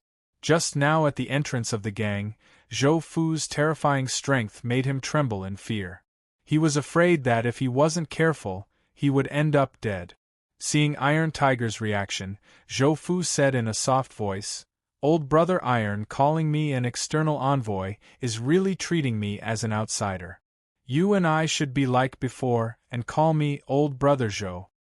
This. Iron Tiger was struggling in his heart. In the end, under Zhou Fu's gaze, he carefully said, Old brother Zhou." Zhou Fu smiled in response. "You see, with this form of address, the distance between us has narrowed by quite a bit." Zhou Fu smiled, and Iron Tiger followed suit. "Old brother Iron, the girl I was looking for before, can you find her now?" After easing the atmosphere, Zhou Fu began to get straight to the point. First, he had to deal with the matter of the little teacher. Iron Tiger quickly nodded. "No problem, I'll send someone to invite him." He stood up and saw that Zhou Fu didn't stop him. He walked to the door and said to the guard outside, "Go and retrieve the goods that blind he brought today. Go quickly." "Yes." The guard hurriedly ran out. Iron Tiger let out a long sigh as he watched the guard disappear. At this moment, he also wanted to run away, but he didn't dare to. Turning around, He walked back into the room and returned to his seat. He said to Zhou Fu, "Brother Zhou, please wait for a moment. The servants have already gone to do it." After a while, the guards brought in 6 panic-stricken, beautiful girls. "Sir, I've brought them here." Zhou Fu nodded at Jin Peng. Jin Peng took out the portraits and compared them. He pointed at one of the girls and said, "Sir, the person in the portrait is her." Tonight's goal was achieved. Zhou Fu asked someone to send the little girl to Shang Yuan's place. Then, he asked the rest of the girls to rest. Tomorrow morning, they would be sent back to their families. He also instructed Iron Tiger to send compensation. After dealing with the matter, Zhou Fu dismissed all unrelated personnel and ordered his guards to guard the house.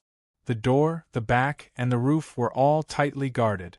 Not only Iron Tiger, but even Zhou Fu's subordinates were stunned by this scene. Although they didn't know what was going to happen, they knew that it would be something big. "Old brother Iron, I won't hide it from you." Zhou Fu smiled faintly and looked at Iron Tiger with a calm gaze. "I plan to look for you in a few days regarding the matter on Mount Wangning."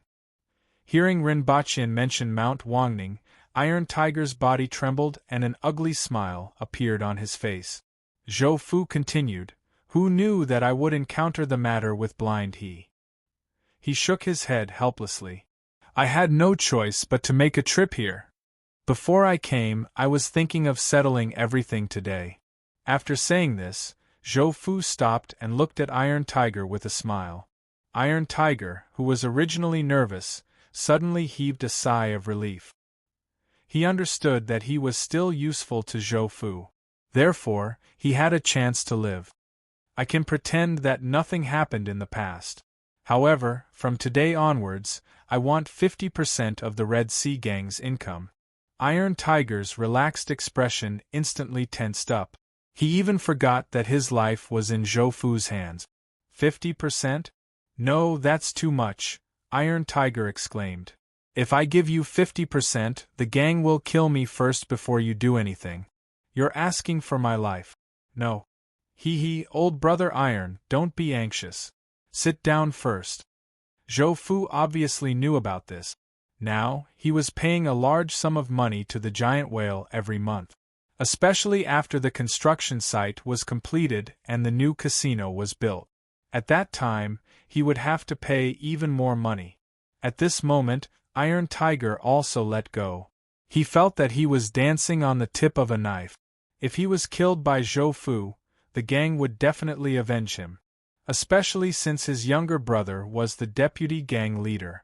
However, if he listened to Zhou Fu, the person who killed him would most likely be his younger brother. This was a matter of principle. Zhou Fu watched Iron Tiger sit down again and said calmly, "Old brother Iron, don't you feel that there are too many forces on the East Pier?" As soon as the words came out, everyone in the room felt their hearts twitch. They all looked at Zhou Fu in horror. Too many forces? What did this mean? What did this sentence contain? More importantly, what did Zhou Fu want to do by saying this? Iron Tiger was even more frightened by Zhou Fu's words. His voice began to tremble. What do you want to say?" Seeing that the groundwork was almost done, Zhou Fu went straight to the point. "What do I want to do? From today onwards you have to listen to me too. The forces of our two gangs will secretly join forces and wipe out all the forces on the pier." Under everyone's horrified gaze, Zhou Fu's sitting body slowly leaned forward. He looked down at everyone and said, "I want only one voice on the pier, and that is my voice." Silence. At this moment, the atmosphere in the room seemed to have frozen. Zhou Fu leaned back in his chair again and said, "You and I, two gangs, are still enemies on the surface, but in secret, you have to listen to me." He raised his hand and pointed outside. "Now, the people of the Red Sea Gang in the station are all under my control. You should know what to do next." Iron Tiger laughed mysteriously. He looked at Zhou Fu strangely and asked, "Zhou Fuwei? Oh no, Mr. Zhou, do you know how many forces there are on the East Pier? And what kind of forces are behind those forces?" Hearing Iron Tiger's words, Zhou Fu was not angry. Instead, he looked at Iron Tiger with great interest, hoping that Iron Tiger would say more. This was a good opportunity to learn about his upcoming opponent, or even the enemy, for free. Seeing that Zhou Fu didn't speak or get angry, Iron Tiger continued, Mr. Zhou, on the pier of Ning, an East city, there are almost 100 inns and restaurants of all sizes. Any one of them has someone behind them. If there's no one behind them, they won't be able to operate for even a day. If you want to gather all these people together. Iron Tiger shook his head. Unless the giant whale and the Red Sea gang join forces and go all out, then it's possible. Listen carefully, it's possible. After saying that, he looked calmly at Zhou Fu. He also wanted to see what this arrogant and conceited young man in front of him would say. Perhaps he could even see the other party's annoyed expression. This was something that made him happy. Chapter 149. Zhou Fu smiled happily. Now he knew that there were so many powers at the docks. Big and small, they were all money. Seeing that Zhou Fu was still smiling, Iron Tiger was confused. Did he not make it clear? No. He wanted to let this arrogant youth know what was at stake. He wanted to see Zhou Fu's ugly expression. Ning and East City docks is the most important docks in Ning and City. It can even be said that the entire Ning and East City is helping this docks. Tens of millions of taels of silver are traded here every day. That's like a galaxy. A river made of silver. Iron Tiger's spittle flew everywhere as he spoke. He was even about to dance with joy. However, Zhou Fu frowned. He interrupted Iron Tiger and asked, The entire Ning and City is helping this docks? Is the mayor of Ning and City a fool? Or? Zhou Fu looked at Iron Tiger with a cold glint in his eyes. Do you think I'm a fool? The room fell silent again. Faced with Zhou Fu's question, Iron Tiger was not afraid. Instead, he looked at Zhou Fu with a strange smile. The others around them also had the same expression as Iron Tiger. Jean Ping said cautiously, Sir, perhaps you haven't been here for long, so there are some things you don't know. When people talk about Ning and City, it's just a general term. Ning and City is the prefectural city of Fengyang Prefecture. The one in charge is the prefecture lord, not the mayor. Continue. Zhou Fu looked at Jean Ping and said, Yes, Ning and City is actually divided into 5 cities. There's one in the north, south, east, and west. In the middle is the main city. Every city has different responsibilities. Our East City is in charge of water transportation, the South City is in charge of land transportation, and the West City is in charge of commerce. As for the North Gate, it's where the government troops are stationed. As for the Central City, it's also called Ning and Main City. It occupies a large area and is inhabited by nobles. As for the rest, I'm not sure. You mean to say that the 4 big cities form a square, and the one in the middle is the main city? Zhou Fu asked in disbelief. Yes. To this day, Zhou Fu still remembered the tall and majestic city gates of Ning and East City. Now, someone told him that this was only a satellite city, and there were 3 other satellite cities like this. In the middle of these satellite cities, there was an even more prosperous main city that ruled over everything. As someone who had transmigrated, Zhou Fu couldn't help but ask, If I want to go to Ning and West City, how do I go? Jean Ping replied, By boat, we'll arrive in 2 days. At this moment, Fan Xingwen, the brain of the Red Sea Gang, opened his mouth. I am Fan Xingwen of the Red Sea Gang. Greetings, sir. Fan Xingwen stood up and saluted. If ordinary people want to go to other cities, there are 2 methods, land and water transportation. Of course, if it's someone with a distinguished status, such as Gang Leader Zhu of the Red Sea Gang, or Gang Leader Xing of the Giant Whale, there are servant beast mounts for them to use. From the East City to the West City, it only takes 2 to 4 hours. Servant beast mounts? This was another new term, but from the name, one could guess the purpose of this thing. Divine beast mounts. Zhou Fu knew about this, as he had seen it many times in the game. However, from what Fan Xingwen said, this thing could only be used by people with status. At the same time, Zhou Fu also knew that the government here had an army. He looked at Fan Xingwen and asked, "Let me ask you, does the government here not care about matters between gangs?" After Zhou Fu came to Ning in East City, he had experienced several big battles. The destruction he caused was not small, and there were many people who were killed by him, or indirectly died by his hands, but the government didn't care? This was very strange. In response to Zhou Fu's question, Chen Guhong stood up and said, "Let me answer this question." Meeting Zhou Fu's gaze, he said, "Among the 5 cities of Ning'an, except for the North City, where outsiders are not allowed to enter, the central city has the strictest rules. Killing and fighting are prohibited in the city.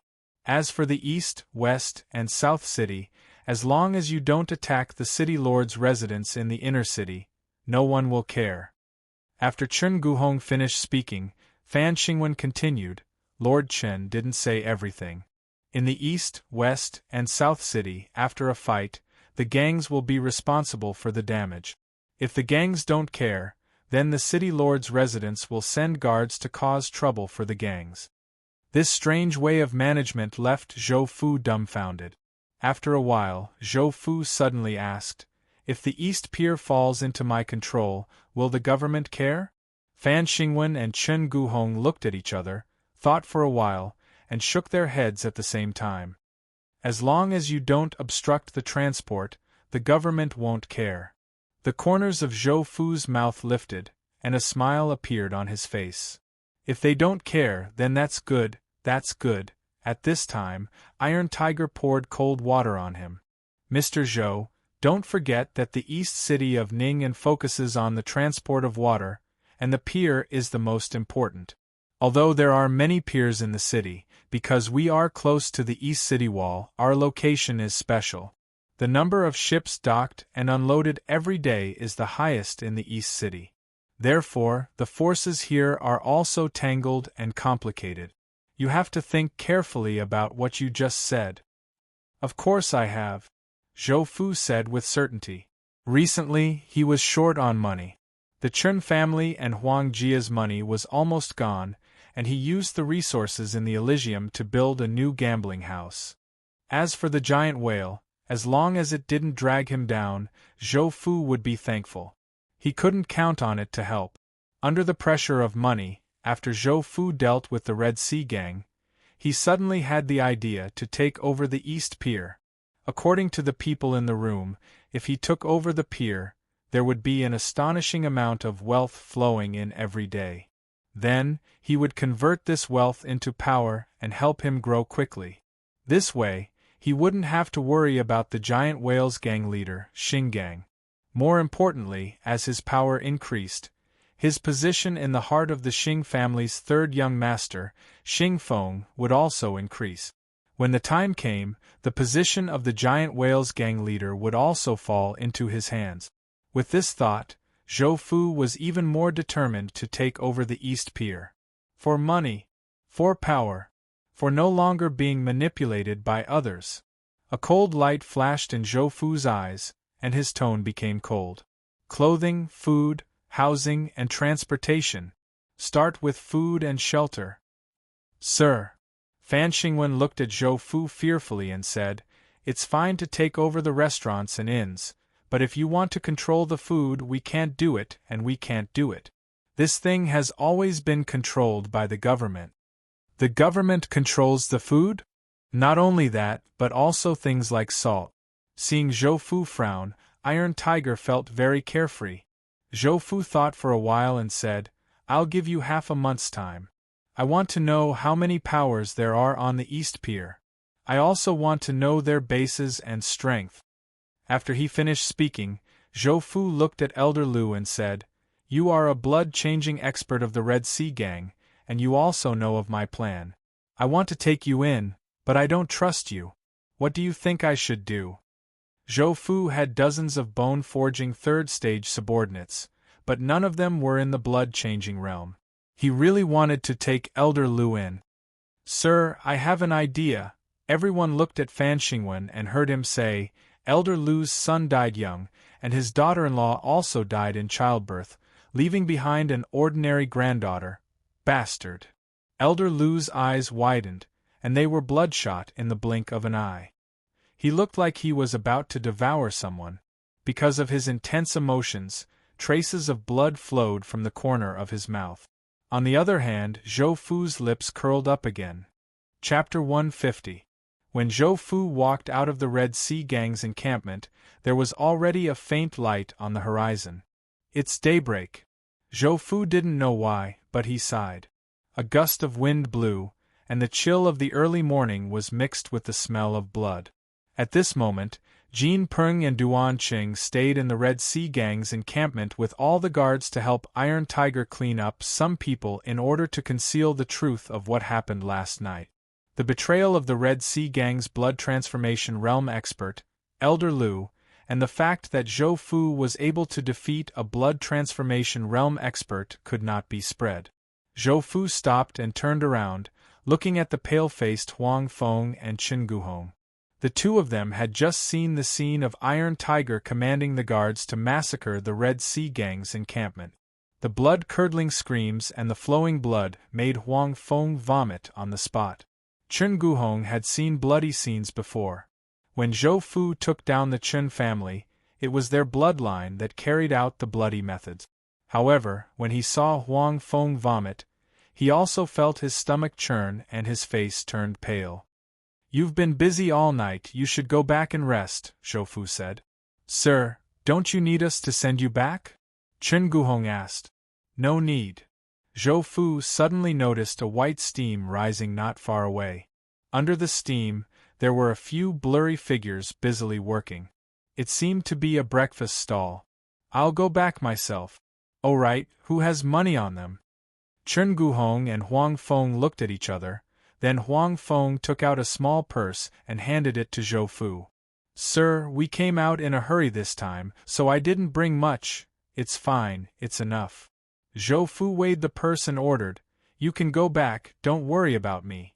After saying that, he walked towards the breakfast stall. The person who set up the stall was a woman. Beside her was a pair of siblings who were running around to help. The girl was 14 or 15 years old, and the boy was 7 or 8 years old. Seeing Zhou Fu approaching, the proprietress smiled and said, Young man, would you like a bowl of wonton noodles? It's all good meat stuffing.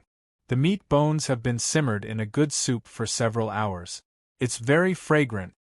Steam rose from the pot, and the fragrance of meat and noodles wafted in the air, making people feel refreshed.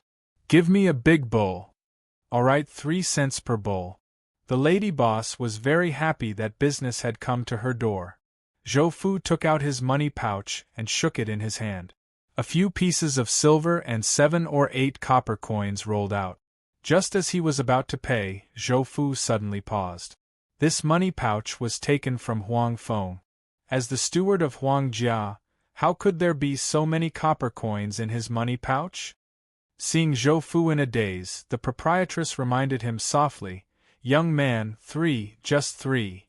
Oh, I'm distracted. Zhou Fu said and gave all the copper coins to the proprietress. Young man, what are you doing? The proprietress looked at the money in her hand and didn't understand Zhou Fu's meaning. The meat stuffing is enough. Meat stuffing at this price, is it still wonton? This time, the proprietress really didn't know what to do. After selling wontons for so long, this was the first time she met someone like Zhou Fu. It doesn't matter if it's wonton or not, the main thing is that I want to eat it.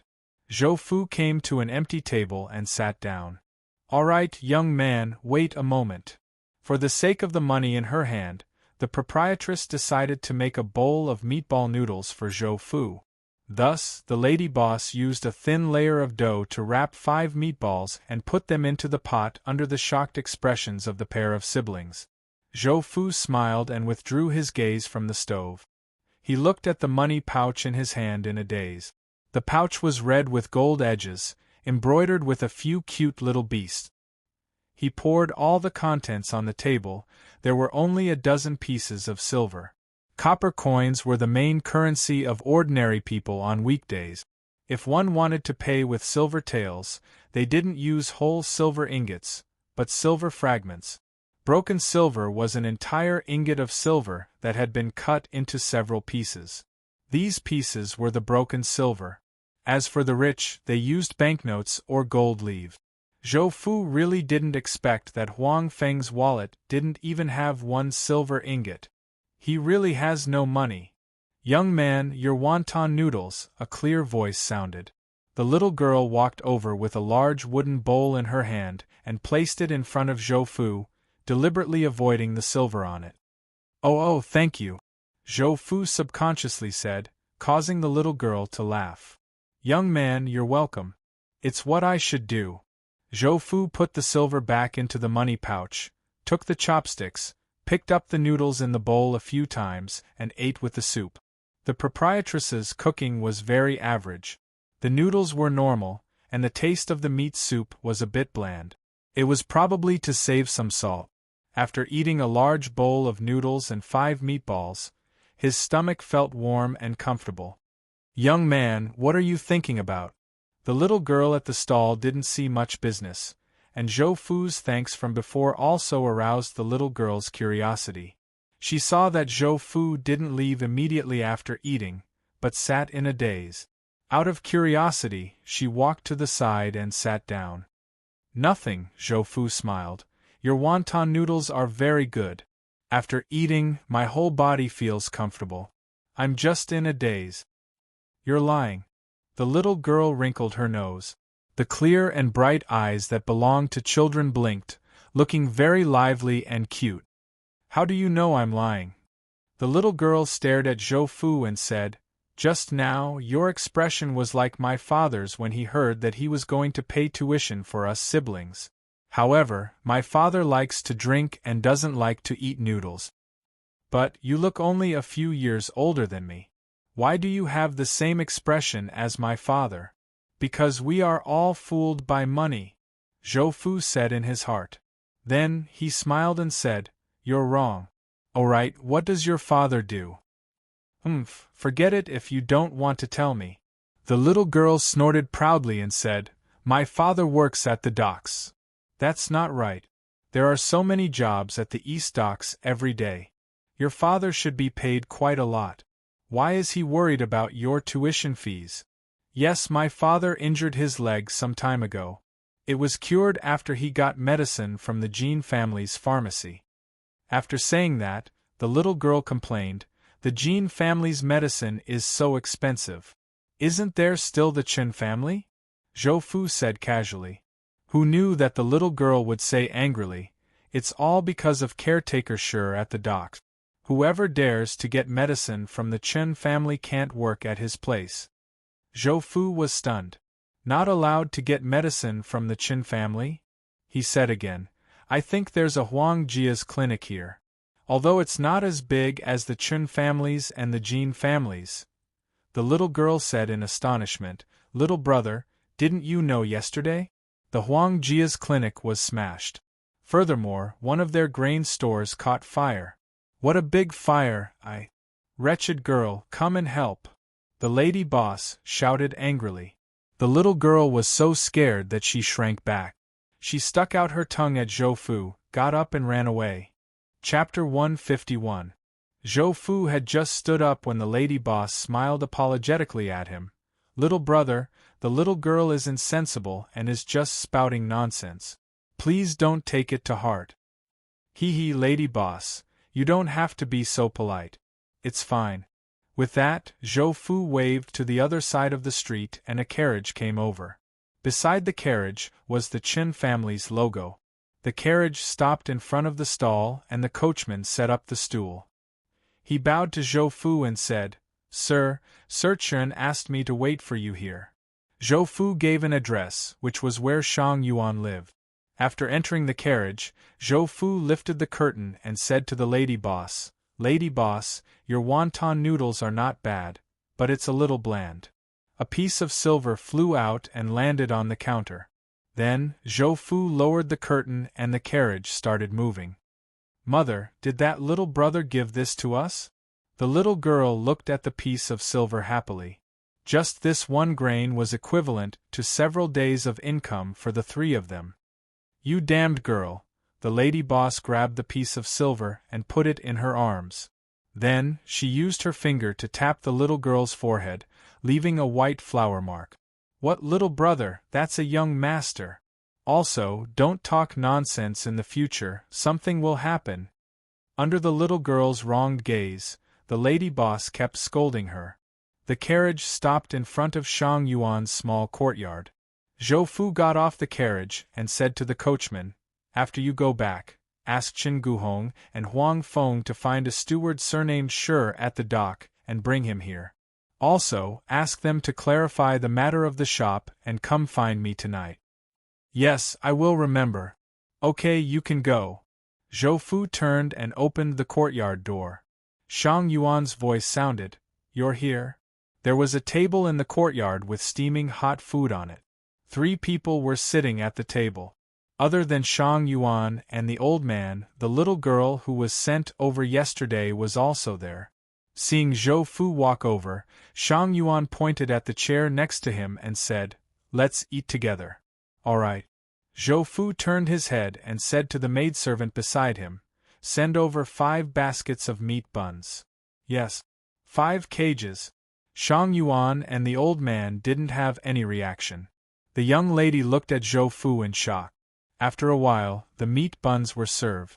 In order not to disturb the others, the servant moved a small table and placed it beside Zhou Fu. Shang Yuan watched as Zhou Fu ate a palm-sized meat bun in 2 bites. After Zhou Fu had eaten 2 baskets, Shang Yuan asked, "Is it that delicious?" "Not bad." Zhou Fu nodded and placed a few meat buns on the table. Shang Yuan picked one up and opened it to take a look. It was the same as the one he had just eaten, just a little bigger. The little girl sitting opposite Zhou Fu also picked one up and took a bite. She whispered, "This is the taste." Zhou Fu finished eating another bun and said with a smile, "I was born with great strength since I was young, so I eat more than others." "More than that," the old man teased. "Your meal is equivalent to 5 or 6 people's meals. It's really not easy for ordinary people to feed you." "What 5 or 6 people?" Before coming here, Zhou Fu even ate a limited edition wonton. Oh, it was meatball noodles. Shang Yuan rolled his eyes at the old man, then said to Zhou Fu, "We also went last night and saw you fighting with others." Zhou Fu bit the bun and looked at Shang Yuan. He continued, "After we saw that you were fine, we came back." "Oh right, you'd better change the cultivation technique you're using. It's not good for your brain if you practice too much." This explanation made Zhou Fu a little confused. What did he mean by it was not good for the brain? At this moment, the old man explained, "The longer you practice demonic cultivation techniques, the greater the impact it will have on your mind. You will slowly become crazy. Of course, if you obtain the complete demonic inheritance, just pretend that I didn't say anything." After the old man's explanation, Zhou Fu understood. He said, "I've also noticed these disadvantages, but there's nothing I can do. Other than this cultivation technique, the other cultivation techniques I practice are too weak. They're not enough to protect me, so I can only continue to practice them. I heard that there are Buddhist or Taoist cultivation techniques that can suppress the side effects of the demonic cultivation. When the time comes, I'll find some to balance the Tyrant Whale Fist." "Tyrant Whale Fist? Is that the name of your cultivation technique?" Shang Yuan asked. Zhou Fu was about to nod when he suddenly remembered that the 3rd young master of the Xing family, Xing Feng, had said that the name of his cultivation technique had been changed. "No, I think it was called Demonic Whale Killing Fist." When the name came out, the old man's eyes widened and he exclaimed, "What name? Demonic Whale Killing Fist? Are you sure that's the name?" Seeing the old man's reaction, Zhou Fu's heart sank as a bad feeling rose in his heart. He said, "That's right, that's the name.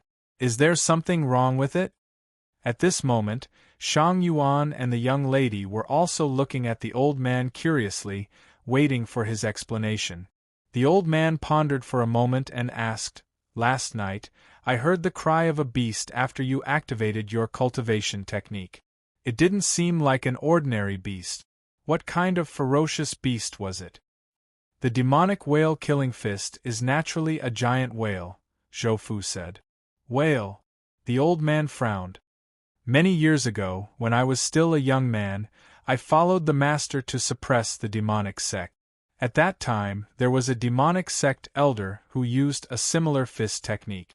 At this point, the old man sized up Zhou Fu.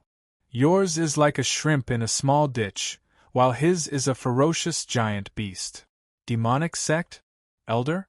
Zhou Fu felt a headache coming on for a moment. Thinking about it, all his martial arts were the only ones left behind, right? He had not sorted out the cultivation techniques of the Body Refinement Hall, and now there was a demonic sect. Moreover, according to the old man in front of him, something seemed to have happened to the demonic sect. He just did not know if it was broken or not. Thinking of this, Zhou Fu felt a tingling sensation in his crotch. Shang Yuan asked curiously, "I've read about the demonic sect in books, but—" He looked at the old man suspiciously and said, "According to your cultivation, not to mention when you were a teenager, even now, you might not be able to participate in the battle, right?" "Ha ha!" The old man laughed and did not feel awkward. He explained, "Young master, back then, as a guard of the family, I naturally had to follow the master to participate in the battle. Although I was not qualified to enter the main battlefield, I could still kill the demonic sect bastards at the periphery." After hearing the explanation, Shang Yuan's suspicious gaze did not change as he continued to look at the old man. Until the old man's expression began to change, and became awkward. Cough cough. "Back then, I was still young, 15 or 16 years old, but I also killed a few demonic sect bastards, and then," the old man looked at Zhou Fu. "Then I heard a loud roar that shook the sky, and the entire sky was dyed blood red, and then," at this point, the old man did not want to continue. However, Shang Yuan did not care if you wanted to say it or not. As long as he wanted to hear it, you had to say it. This was the convenience brought about by identity. "Say it. What happened after that?" The old man looked at Shang Yuan helplessly and said, "I don't know what happened after that. When I woke up again, I was at home recuperating. Fortunately, the master gave me the Crimson Lotus Blood Transformation Pill, otherwise, my soul would have returned to the underworld." Chapter 152. The table was silent for a long time. Only Zhou Fu was still eating the buns. After a while, he finished the remaining 3 steamers. Suddenly, Shang Yuan said, "So, during the demon-killing battle, you fainted right after you went up, right?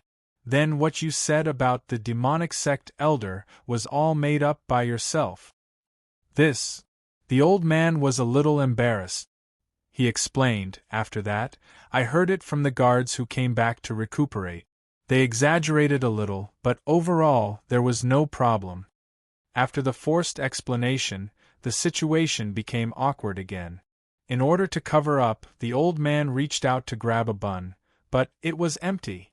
He grabbed nothing. The old man slowly raised his head and looked at the empty steamer. He then turned to look at Zhou Fu. His eyes seemed to be accusing him of something. That, under the old man's threatening gaze, Zhou Fu could only speak. He did have some questions to ask. "Senior, may I know what kind of cultivation technique the demonic sect elder used?" Hearing Zhou Fu speak, the old man's relieved gaze suddenly froze. He thought for a moment and slowly said, "It seems to be called the Blood Sea Demonic Book?" Shang Yuan suddenly said. Seeing that everyone was looking at him, he took over the topic. "I remember now. There is a record at home. At that time, various experts joined forces to destroy the demonic sect. The battle was very tragic. I even lost a few uncles because of it. In addition, it also recorded some cultivation techniques of the demonic sect." Shang Yuan looked at Zhou Fu and said, "If the demonic whale-killing fist really came from the Blood Sea Demonic Book, then you must change your cultivation technique. According to my family's records, the Blood Sea Demonic Book is one of the top 10 evil cultivation techniques of the demonic sect. Later, it was taken away by a group of nuns. It seems that they have some grudges with my family. The old man smiled bitterly and said, "It's not just grudges.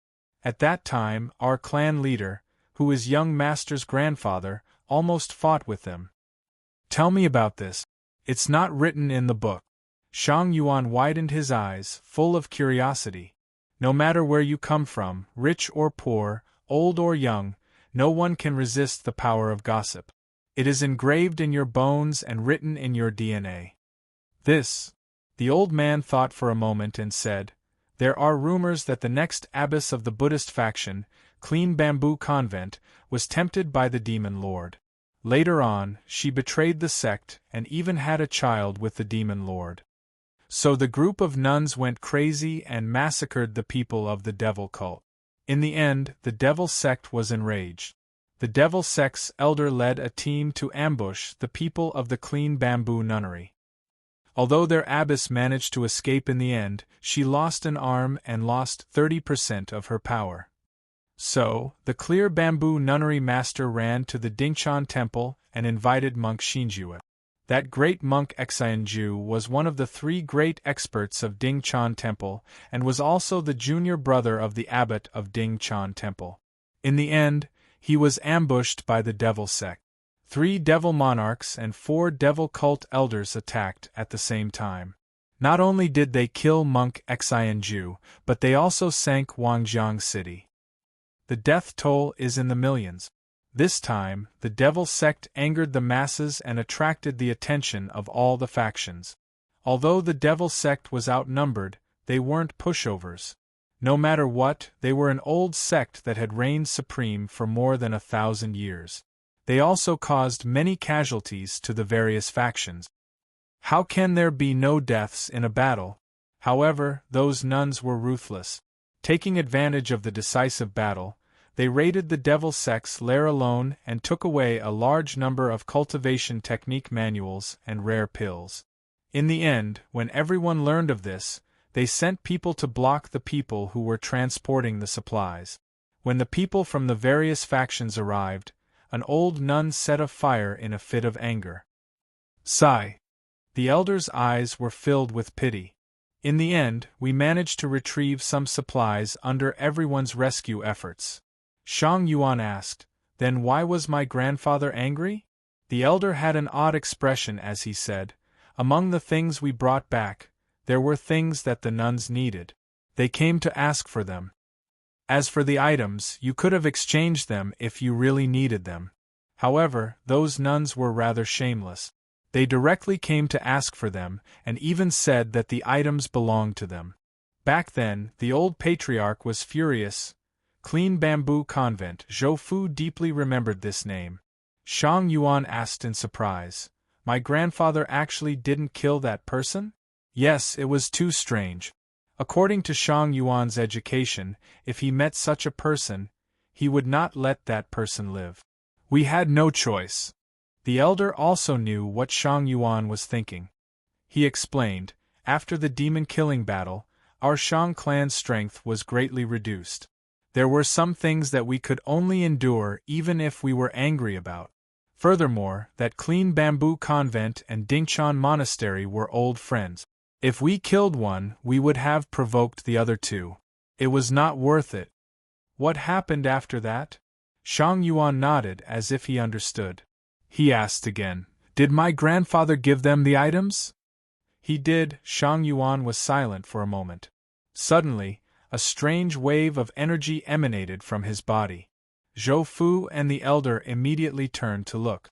In Shang Yuan's eyes, a symbol with green flames appeared. It was hard to tell what shape it was or what word it was. Crack! A soft sound rang out. Zhou Fu's gaze swept over, and this time, he was really frightened. He saw that the table they were using had actually sprouted. A tender green seedling slowly poked its head out and then started to grow. The tender green stem slowly grew longer and thicker, then turned brown. 2 minutes later, roots emerged from the table legs and pierced into the ground. Crack! Crack. The table collapsed bit by bit. F***ck. Just as the table began to collapse, Zhou Fu's body trembled, and he flashed far away. He looked at Shang Yuan in shock. What the F***ck was that? Was that a spell? A Dao spell? A supernatural ability? Young master, wake up! The elder also quickly stood up, pulled the little girl, and flashed a few steps away. He looked at Shang Yuan seriously. When the symbol in Shang Yuan's eyes stabilized, he shouted, "Humph!" Shang Yuan was very unhappy. He stood up and waved his hand. A faint green wind appeared out of thin air. Whoosh! It was like using a hairdryer on a case that had not been cleaned for years. The wind was turned to the maximum, and dust flew into the air. However, what was flying in the courtyard was the small tree that had just grown. Gulp! Zhou Fu swallowed a mouthful of saliva with some difficulty. The scene in front of him was too shocking. This was very different from the martial arts he learned. It was a completely different power system. The elder smiled bitterly and said, "Young master, with this, we have to leave today." Zhou Fu was stunned. From the elder's words, he heard a meaning. There seemed to be some power here that they were afraid of. As if knowing what Zhou Fu was thinking, the elder turned his head and explained, "Young master and you people, one is in the sky and the other is on the ground. You don't have to be angry. This is the truth. For someone like young master to show his power here, there will soon be some annoying things coming to cause trouble. Although we are not afraid of the other party, we don't want to cause trouble for ourselves. So, we have to leave today." Chapter 153. Zhou Fu's eyes flashed. He learned two pieces of information from the old man's words. Shang Yuan's power was indeed another power system. Moreover, this power system was very powerful. Secondly, there was a similar power in the 5 cities of Ning and An City. This power made Shang Yuan and the family behind him fearful. As for this power, Zhou Fu blindly guessed that it was the mysterious government that did not show its face all day. Shang Yuan looked at the student he had just taken in with some sadness. He did not have the time to properly experience the thrill of being a teacher. Because of his carelessness, he had to leave this place. He looked at Zhou Fu, who was also silent, and tried to put himself in the position of a teacher. He said, "Zhou Fu, I've read in a book that all good things must come to an end. Even if nothing happened just now, we would still have to part ways." His tone was filled with comfort, and Zhou Fu was stunned when he heard it. He was not sad. He was thinking about something. Hearing Shang Yuan say this, he continued, "Sigh. I still have a lot of things to consult you on. In the blink of an eye, we have to part ways. This is really, sigh." Zhou Fu's parting look made the old man's eyes twitch. If he was not afraid of angering Shang Yuan, he really wanted to give Zhou Fu a few slaps. In the old man's eyes, Zhou Fu's current appearance was extremely shameless. How could a person be like this? The old man's gaze naturally attracted Zhou Fu's attention. He looked at the old man and said, "I know you look down on me. I also know that I am from 2 different worlds from my teacher. My teacher is in the sky and I am on the ground. Although I only learned from my teacher for 1 day, this 1 day is enough for me to use for the rest of my life." The old man agreed with Zhou Fu's words, but when they were put together, the flavor changed. It made the old man seem very narrow-minded and suspected that he was deliberately targeting Zhou Fu. The meaning of this sentence was very obvious. It caused Shang Yuan to look at him with a strange gaze. He seemed very dissatisfied. No, Zhou. Yes, young master Zhou misunderstood. The old man's face revealed a slightly panicked expression. But in his heart, it was as if he had eaten half a worm. He was very sick of it. Although he felt uncomfortable, he could not show it on his face or mouth. Otherwise, he would be digging his own grave. The old man was very clear about this. At the same time, he labeled Zhou Fu as sinister in his heart.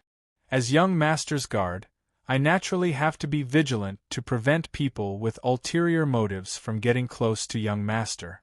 A few days ago, this old man misunderstood young master. I hope young master can forgive me. After a short day, this old man can see that a person like young master is not a person with ulterior motives. Don't you think so, young master Zhou? Who didn't know how to be sarcastic. The old Yuan of Zhou Yuan's Zhou was not to be outdone, refuted Zhou of the Zhous of his, was masters of the master of his s. This was also his wish. In Shang Yuan's heart, he was not qualified to be a guard. Although he tried his best to protect him, his heart was not with him. Instead, it was with the eldest young master of the clan, which was his elder brother. It was also because of this that the two of them often argued. Whenever Shang Yuan wanted to do something, the old man would forcefully stop him. He would even threaten him with the matter of going home. As for the old man, he just didn't want to be a busybody. He also wanted to do something to make the clan value him and get more benefit. For example, he would let his descendants get some benefit. Therefore, his thoughts often went against Shang Yuan's, and the two of them were not on good terms. Shang Yuan glanced at the old man with a hint of warning in his eyes. Then, he turned to Zhou Fu and said, I didn't prepare anything this time. My cultivation technique is from the clan, so you can't learn it. There's obviously a problem with your cultivation technique. Sigh. So annoying. Don't worry, master, Zhou Fu said to Shang Yuan, who had a bitter expression on his face. Disciple will look for some Buddhist and Taoist cultivation techniques in the future. Disciple will remember this tyrant whale fist. That's the only way. Shang Yuan nodded. This was the best way. But don't worry. When we get home, I'll look for some cultivation technique. As long as there's a chance, I'll send them to you. Thank you, master. Although it was a promise of benefits, looking at Shang Yuan's serious expression, he felt that this matter was absolutely stable. It was just that there might be some problems with the timing. You don't have to be like this. You're my student. When your strength increases in the future, I'll personally come and bring you to my house. As he spoke, Shang Yuan suddenly paused, as if he had made up his mind. He took out a round jade pendant and threw it to Zhou Fu. Seeing that Zhou Fu caught it and looked at him in confusion, Shang Yuan smiled. Shang Yuan smiled and said, This is a jade pendant that I carry around with me. It can drive away poisonous insects and help you concentrate when you cultivate. It can also help you drive away distracting thoughts. It's very useful. You can keep it. Zhou Fu felt the cold jade pendant in his hand and couldn't help but be shocked. This thing seemed to be an incredible treasure. He really wanted it, but he couldn't accept it. Ever since Zhou Fu received the jade pendant, the old man had been staring at him with a murderous gaze, as if he was going to kill him in the next moment. Zhou Fu hurriedly said, Master, this treasure is too precious. I can't accept it. The old man also advised, Young master, please reconsider. This jade pendant is not only a rare treasure, but also a symbol of your identity. Not only can you not show it to others easily, but you can't give it away. Shang Yuan twisted his neck and looked at the old man, saying, Zhou Fu is my student, and he is my first student. It's just a treasure. It doesn't matter. If I need it, I will go home and get another one. And he looked at Zhou Fu and raised his hand to push back Zhou Fu's hand. I still have the position of the lighthouse keeper for you. Absolutely not. The old man shouted. Young master, it's fine if you want to give him the treasure, but he's definitely not worthy of being the guardian of the lighthouse. This time, Shang Yuan's anger was aroused again. He narrowed his eyes and stared at the old man with two cold lights. The old man's heart suddenly jumped and he hurriedly lowered his head, not daring to say a word. When he felt the cold gaze move away, he raised his head slightly and looked at Zhou Fu. A fiery red color appeared in his eyes. Zhou Fu only felt a slight chill on his neck, as if there was a sharp blade there. The edge of the blade was not close to his skin, making him feel extremely uncomfortable. These small movements were done very secretly, so Shang Yuan didn't notice.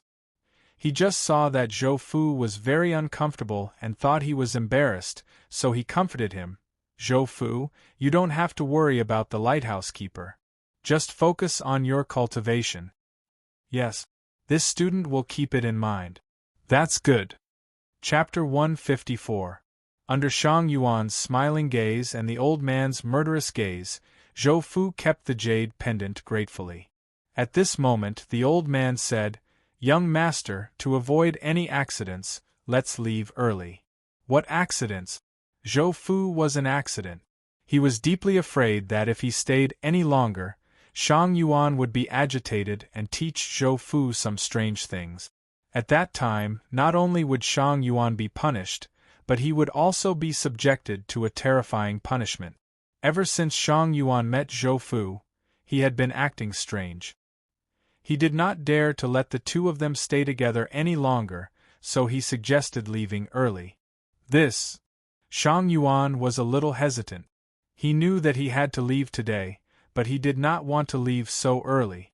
After all, he still wanted to get closer to his new student. Seeing Shang Yuan's hesitation, the old man was even more determined to leave. At the same time, in the old man's heart, he hated Zhou Fu to the core and was even more jealous. Why didn't such a good thing happen to him? Even if it wasn't him, it would be good if it was his junior. Why was this? The old man hurriedly said, "Young master, it's also good for young master Zhou if we leave early. If those people come, they will find out about your relationship with young master Zhou. We can just leave, but young master Zhou can't." His words were firm and his tone was sincere, as if he was thinking for Zhou Fu. He continued, "Moreover, if we leave early, those people will think that we are just passing by. It won't hurt young master Zhou at all." As the main character in the old man's words, Zhou Fu's expression was calm as he quietly watched the old man's performance. On the other side, Shang Yuan looked troubled. He knew that the old man did not want him to stay with Zhou Fu any longer. On one hand, the old man's words were indeed very reasonable. As one of those people, although Shang Yuan was young, he knew very well how unreasonable they were when they did things. Therefore, after thinking for a while, he looked at Zhou Fu with a troubled expression and said, "Zhou Fu, I'll leave first. Otherwise, I'll bring you trouble." Seeing that Zhou Fu was about to speak, Shang Yuan instantly recalled a scene from a novel that he had read when he was bored at home. He said, "There's no need to say more. I understand. After I go back this time, I will also work hard to cultivate. When the time comes, let's go find those nuns together." "None?" Zhou Fu was stunned for a moment. He sighed in his heart. "I haven't even gotten the benefits yet, but I already have a group of strange enemies." However, he could only agree and express his gratitude. After all, it was his teacher who wanted to retrieve the Blood Sea demonic book for him and avenge himself. Student, thanks teacher. No need for that. Seeing that the first round of flirting was over, the old man hurriedly said, "Young master, let's go." "All right." At this time, Zhou Fu said, "Teacher, where are you going? This student will send you off. On the docks of Ning and Dong, students still have some ability." Without waiting for Shang Yuan to speak, the old man said, "No need, we can leave the city by ourselves. This is my student's good intentions. As his teacher, how can I hurt my student's heart?" Shang Yuan glanced at the old man. He really didn't want him to stay with his student for a moment longer. The old man's chest tightened. He held his breath and said, "Yes." Zhou Fu smiled. He turned around and walked out of the door. After giving a few instructions, the guards hurriedly went to prepare. After a while, a luxurious carriage stopped at the door. Shang Yuan and the rest got on the carriage. The carriage was neither fast nor slow. It took them more than an hour to get out of the city gate. Then, they walked into the wilderness for half an hour before stopping. The group got off the carriage. The old man took out something from his pocket and put it in his mouth. Immediately after, a sharp voice rang out, and in an instant, Zhou Fu lost the sound in his ears. Seeing that Zhou Fu was looking at the old man curiously, Shang Yuan smiled and said, "This is a beast flute. It's used to summon servant beasts." Zhou Fu nodded. "So it's a summoning medium." The old man saw Zhou Fu's expression and thought that he was pretending to know, so he snorted softly. After a while, a strong wind came from the sky. The horse pulling the carriage moved uneasily. Suddenly, its hooves went soft and it knelt on the ground. At the same time, the grass on the ground was pressed to the ground by the strong wind. It formed circles and circles of waves. "Is this AF King helicopter?" Zhou Fu muttered in his heart and looked up. There was nothing. Bang! The ground shook violently and the strong wind stopped. 10 steps in front of them, there seemed to be something there. The old man chuckled. "Young Master Zhou, our servant beast is here." Zhou Fu frowned. He didn't see anything. At this moment, Shang Yuan said, "Where's the jade pendant I gave you?" "Here." Zhou Fu took it out. "Drip some blood on it." The old man frowned and opened his mouth. He watched Zhou Fu cut his finger and drip some blood on it. In the end, he didn't say anything. When the jade pendant came in contact with Zhou Fu's blood, it slowly emitted a dark green light. The light was faint and not strong. Whoosh! The jade pendant trembled violently and turned into a ray of light, drilling into Zhou Fu's body. "This!" Zhou Fu's eyes widened. His hands searched for the place where the jade pendant drilled into. "Don't look for it. Concentrate and feel it," Shang Yuan reminded. Zhou Fu was relieved and felt it slightly. There was a jade pendant hanging on his waist. "I feel. What is this?" Zhou Fu was about to say that he felt the jade pendant, but when he raised his head, he saw a huge monster stop in front of him. This monster was 2 stories tall and covered in dark green scales. It was dozens of meters long and had a pair of huge wings. It looked like a lizard with wings. Seeing Zhou Fu's change of expression, the old man smirked. "This is our servant beast, Flying Ink Lizard." Zhou Fu nodded stiffly. He had a feeling that this thing in front of him could kill him with one slap. "You don't have to be afraid. Now that you have my jade pendant, this beast won't hurt you." Shang Yuan saw Zhou Fu's nervousness and said, Oh, student knows." Zhou Fu took a deep breath and suppressed the shock in his heart. The impact of this thing on him was simply too great. The old man saw that Shang Yuan still wanted to say something and hurriedly reminded him. "Young master, the servant beast has landed. If we don't leave now, those people will really come." "This. Okay." Shang Yuan nodded and looked at Zhou Fu reluctantly. "Zhou Fu, teacher is leaving." Zhou Fu bowed and clasped his fist. Student Zhou Fu respectfully sees teacher off. The two met for the first time and chatted for a while, but the other party actually taught him the godly skill, Firefly. He deserved Zhou Fu's courtesy and also deserved Zhou Fu to call him teacher. Shang Yuan stretched out his hand and patted Zhou Fu's arm. When the old man wasn't paying attention, a light green light flashed and disappeared. "Let's go." The moment he went up, the old man turned his head and glanced at Zhou Fu with a faint smile. Then, he leaped up.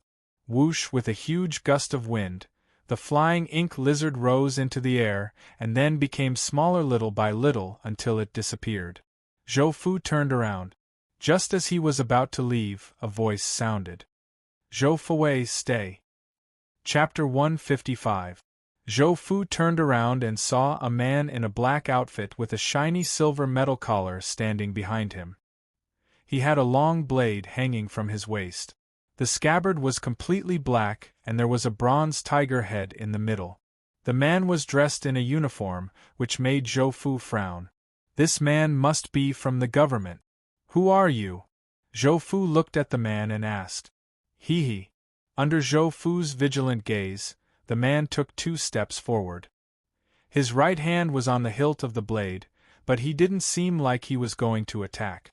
Zhou Fu, 18 years old, from Heong City, Fengyang Prefecture.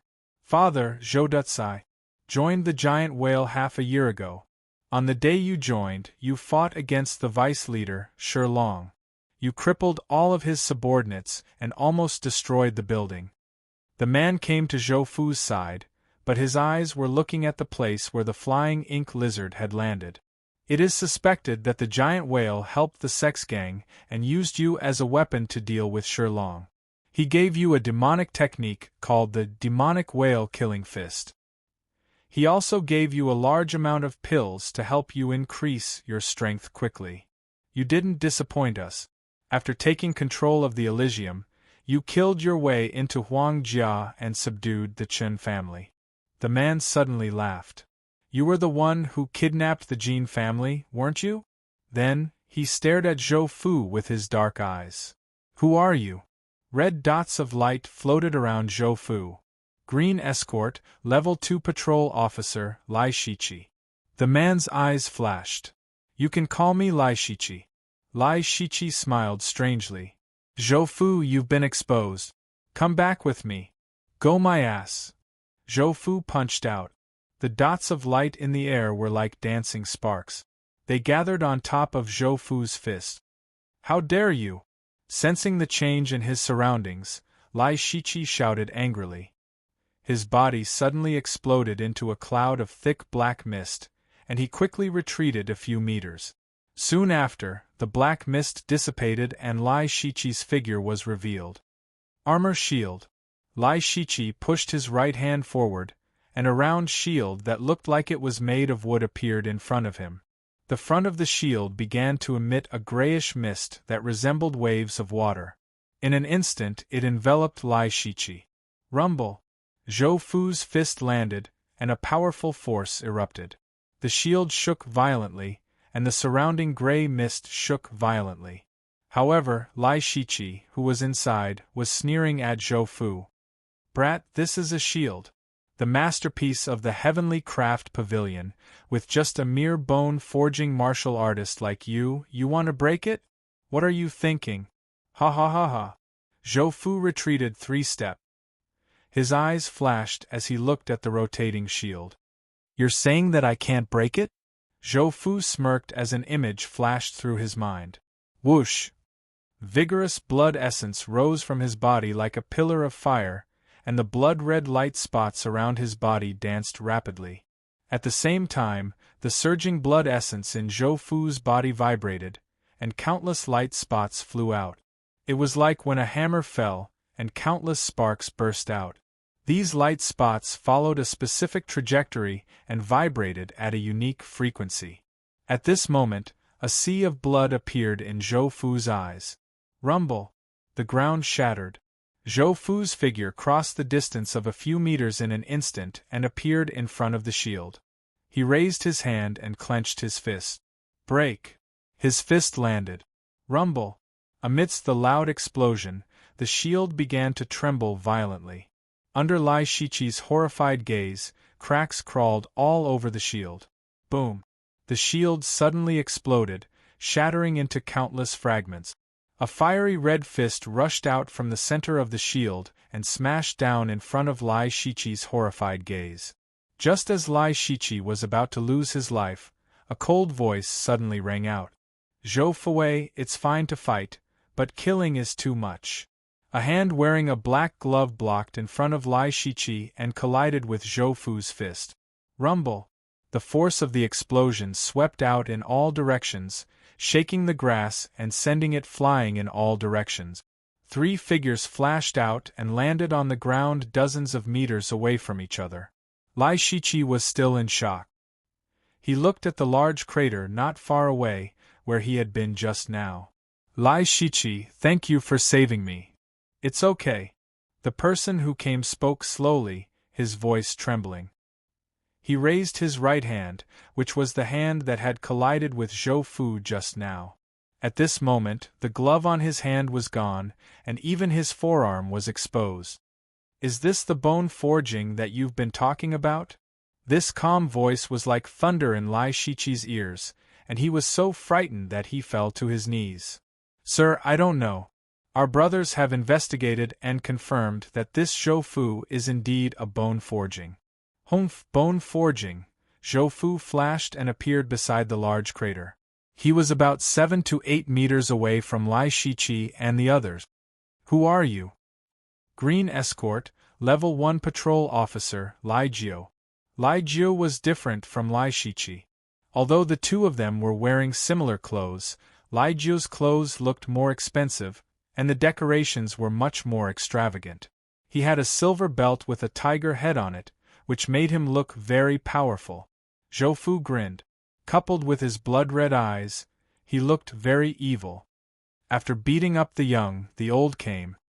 Hee, tell me, if I beat you up, will there be other old things coming? His frivolous words made Lai Jiu furious. He said in a low voice, whether there will be or not, we'll see when you have the ability to beat me up. You're right. Then I'll give it a try. Zhou Fu suddenly rushed over, and the blood-red light spots around him spun rapidly before rushing into his body. Roar. The roar of a beast was heard. Zhou Fu's body was covered in a layer of blood-red light. However, Lai Jiu stared at Zhou Fu's body. There was a layer of extremely thick black color, and it was following Zhou Fu as he rushed over. F***ck bone forging. Lai Jiu recognized this plaything. He grabbed Lai Shiqi and threw him to the side. When we get back, throw all those spies into the snake cave. I want them to die a horrible death. Lai Shiqi did not know what was going on, but he could feel the intense hatred in Lai Jiu's tone. Boom, boom, boom. The two of them clashed together. The two of them kept exchanging blows, and balls of energy exploded between them. In the blink of an eye, the two of them had exchanged 20 to 30 blows. Lai Jiu's arms were in extreme pain, which stimulated his nerve. F***ck off. Lai Jiu dodged Zhou Fu's fist. He twisted his body, and like a fish swimming against the current, he looked for a gap in Zhou Fu's attack and struck out with his palm. Zhou Fu's eyes flashed with blood-red light, and a layer of golden shoulder armor appeared. Pung! Lai Jiu's palm struck out. The shoulder armor cracked, but it had blocked 70% of Lai Jiu's palm attack. Bastard! Seeing that his attack was blocked, Lai Jiu suddenly changed his move. His palm turned into a claw, and he grabbed Zhou Fu's shoulder. He then exerted force with his 5 fingers, as if he was going to crush Zhou Fu's bones. What happened? Chapter 156. Under Lai Jiu's palm, there was a copper-colored skin through his clothes. If he took off his clothes and looked carefully, he could see a faint golden glow on his skin. Lai Jiu activated his internal energy, and his 5 fingers were like iron hooks, piercing down on Zhou Fu's shoulder. But no matter how hard he tried, that layer of copper-colored glow was able to keep Lai Jiu's 5 fingers at bay. Lai Jiu's many years of combat experience allowed him to react quickly. He let go of his fingers, and his palm slammed down on Zhou Fu's shoulder, using the recoil to retreat. You want to leave? Zhou Fu snorted coldly. Although the opponent's attacks did not cause any damage to him, Lai Jiu's strength was solid. Every attack made his body sway. Seeing that Lai Jiu wanted to retreat, how could Zhou Fu let him do as he wished? He followed closely, his left hand grabbing at Lai Jiu's ribs, and his right fist smashing into his chest. B*****. Get out of my way. Lai Jiu's pupils shrank, and he arched his back and chest, dodging Zhou Fu's claw. Whoosh!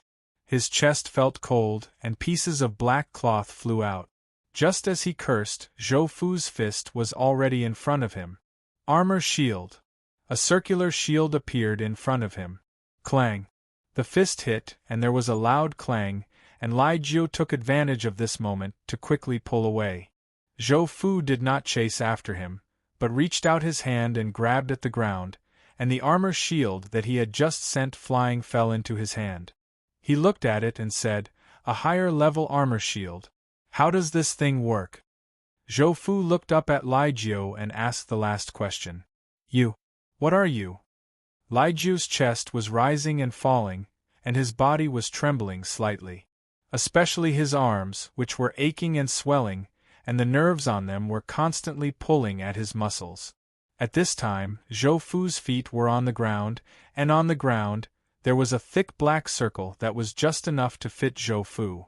When Zhou Fu stepped on it, he had a strange feeling. It was very intimate, and his feeling was constantly expanding. However, Lai Jiu, who was standing opposite him, felt his scalp go numb. In his eyes, faint black tentacles stretched out from under Zhou Fu's feet and extended in all directions. However, no one else could see this. F***ck. How did a demonic cultivator of this level appear? Lai Jiu kept cursing in his heart. Zhou Fu waved his hand and threw the shield far away. He looked at Lai Jiu and said, "I am Zhou Fu. Didn't you guys investigate me thoroughly? Since you don't know, I'll let you take a closer look." Whoosh! In Lai Jiu's eyes, Zhou Fu's figure suddenly became illusory. He cursed under his breath. Clang! The long saber was unsheathed. "Bastard, do you really think I don't dare to kill you?" Holding the hilt of his saber, Lai Jiu's arm also stabilized. Streaks of yellow light climbed up the saber and slashed down at Zhou Fu, who was rushing over. In an instant, a huge pressure pressed down on Zhou Fu, restricting his movements. The yellow saber light was already close to him. Zhou Fu faced the changes in his surroundings, and a strange feeling welled up in his heart. He seemed to be very sure that this saber light could not cause any harm to him. With a stroke of luck, he punched out. Boom! The fist that was glowing red instantly smashed the saber light.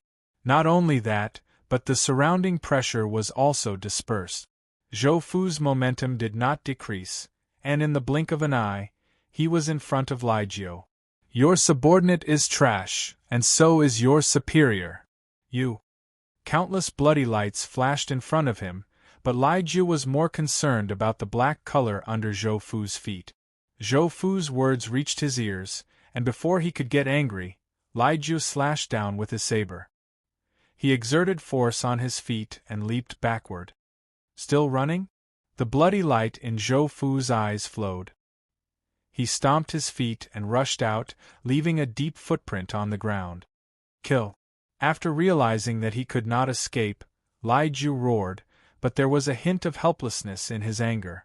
Clang! Clang! Clang! Boom! Boom! Boom! The two figures collided once again. After more than 10 moves, Zhou Fu found an opportunity and punched the saber out of Lai Jiu's hand. However, he was also kicked away by Lai Jiu. After the two landed on the ground, Lai Jiu's perlicue was already cracked. He really did not want to be entangled with Zhou Fu any longer. Seeing Zhou Fu rushing over again, Lai Jiu gritted his teeth and painfully took out a yellow talisman. "Damn it, I've lost big time." In the battle just now, he noticed that something was wrong with Zhou Fu. Coupled with the black thing under Zhou Fu, he was sure that Zhou Fu's mind had been infected by the devil will. Otherwise, his combat power would not be so high. The yellow talisman in his hand was a talisman used to exorcise evil spirits in Taoism, and it was made by a master. Originally, he wanted to save this thing for himself, but looking at Zhou Fu's posture, he had to use it. Evil spirit break! With a clear shout, a blinding light bloomed on the talisman. Zhou Fu's eyes instantly narrowed and his figure stopped. Bang! The white light swept across, and the black light under Zhou Fu was instantly destroyed. Even the bloody light in his eyes was suppressed. Facing this sudden change, Zhou Fu subconsciously tried to activate the demonic whale-killing fist. However, no matter how hard he tried, the strange energy of the demonic whale-killing fist did not move at all. It was as if it was nailed to the ground. After more than 10 breaths, the white light dissipated. Zhou Fu's body went soft, and he almost fell to the ground. A sense of weakness came from within. What's going on? Zhou Fu's face was extremely ugly. After the white light dissipated, he had no way to activate the demonic whale-killing fist. Hee kid, don't waste your energy. Under my talisman, not to mention you, even if an Exuvia realm great devil came, it would be useless. Not to mention a devil bastard like you. Lai Jiu gritted his teeth and looked at Zhou Fu. Just now, his 3 months of hard work had been wasted. Weren't you very arrogant just now? Now I will let you know what pain is. At this time, Lai Shiqi ran over from the side. He looked at Lai Jiu and said, Sir, your status is honorable. Leave this kind of dirty work to this subordinate. Don't worry, this subordinate will guarantee that you will be satisfied. If you are not satisfied, you can punish me. Lai Jiu looked at Lai Shiqi and nodded. All right, I will see what you will do. Thank you, sir. Lai Shiqi accepted the order happily, but his heart was filled with helplessness. It was not that he wanted to jump out, nor was it because he hated Zhou Fu. It was because Lai Jiu had lost a lot of blood because of him. When he returned, he would definitely not have a good ending. Even if he took the initiative to do the work, it would not eliminate the hatred in Lai Jiu's heart, but the punishment would be lighter. Lai Shiqi came to Zhou Fu's side and pulled out the long sword at his waist. He looked at Zhou Fu cruelly. Kid, you dare to go against our Green Sentinel? The only outcome is death. As soon as he said that, the long sword turned into a cold light and stabbed at Zhou Fu's palm. Today, I will use this sword to skin you alive. Chapter 157. Bang. The splattering of blood that he expected did not appear. The flashing cold light was now firmly grasped in Zhou Fu's hand. The strong feeling of being weakened made Zhou Fu bend over and gasp for breath with his hands on his knees. This feeling of weakness lasted for a few seconds, and then Zhou Fu's blood boiled again. The price was that the Yangming wheel became empty, and even its rotation slowed down. How is this possible? You are not. Lai Shiqi's eyes widened in fear. There was a crisp sound. The long blade shattered in Zhou Fu's hand. Zhou Fu raised his hand and sent Lai Shiqi flying with a slap. Whoosh! Hot blood rose from Zhou Fu's body. He looked at Lai Jiu and said, The white light just now was very special. This was not sarcasm, but a sincere compliment. Although Zhou Fu could not use the magical whale-killing fist now, he felt very relaxed. This relaxation came from within his body and from his soul. The Buddha's shadow in his mind was also covered with a layer of faint golden light. A cool feeling spread out from his forehead, like a spring flowing in the mountains, nourishing Zhou Fu's body little by little. Zhou Fu suddenly exerted force on his feet and rushed toward his opponent. Lai Jiu sighed in pain. Before Zhou Fu's fist landed on his face, he said, There is some misunderstanding between us. The fist stopped. The wind from the fist shook Lai Jiu's hair. Lai Jiu let out a sigh of relief in his mind and then said, Zhou Fuwei, there is just some misunderstanding between us. There is no need to fight to the death. Zhou Fu pulled back his fist and looked at Lai Jiu in front of him in surprise. Facing Zhou Fu's gaze, Lai Jiu raised his arms. There was not a single part of his skin that was not injured.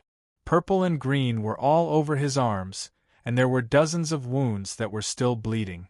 Lai Jiu smiled bitterly. I'm not afraid that you'll laugh at me if I tell you this.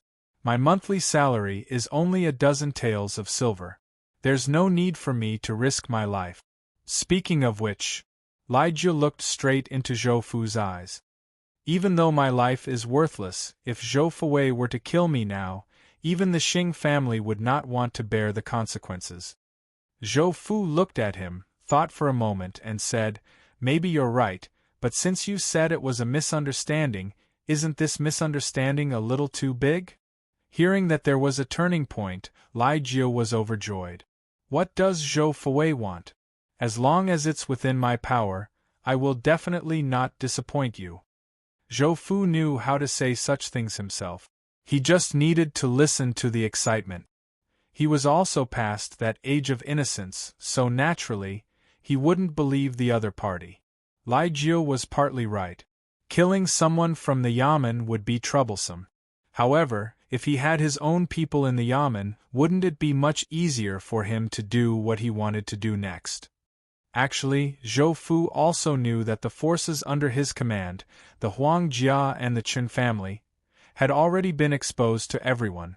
There were some things that would be very inconvenient for him to do, such as the Jin family.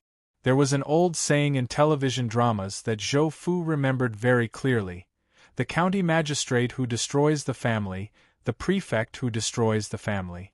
If the yamen were to act, not only the Jin family, but the small and medium-sized forces at the docks would also be a piece of cake in front of him. As he thought of this, Zhou Fu's eyes flashed with a hint of a smile. You guys wait here. Of course, you can also try to escape. After he finished speaking, Zhou Fu's figure disappeared in an instant without giving the other party any time to react. Lai Jiu was stunned at first.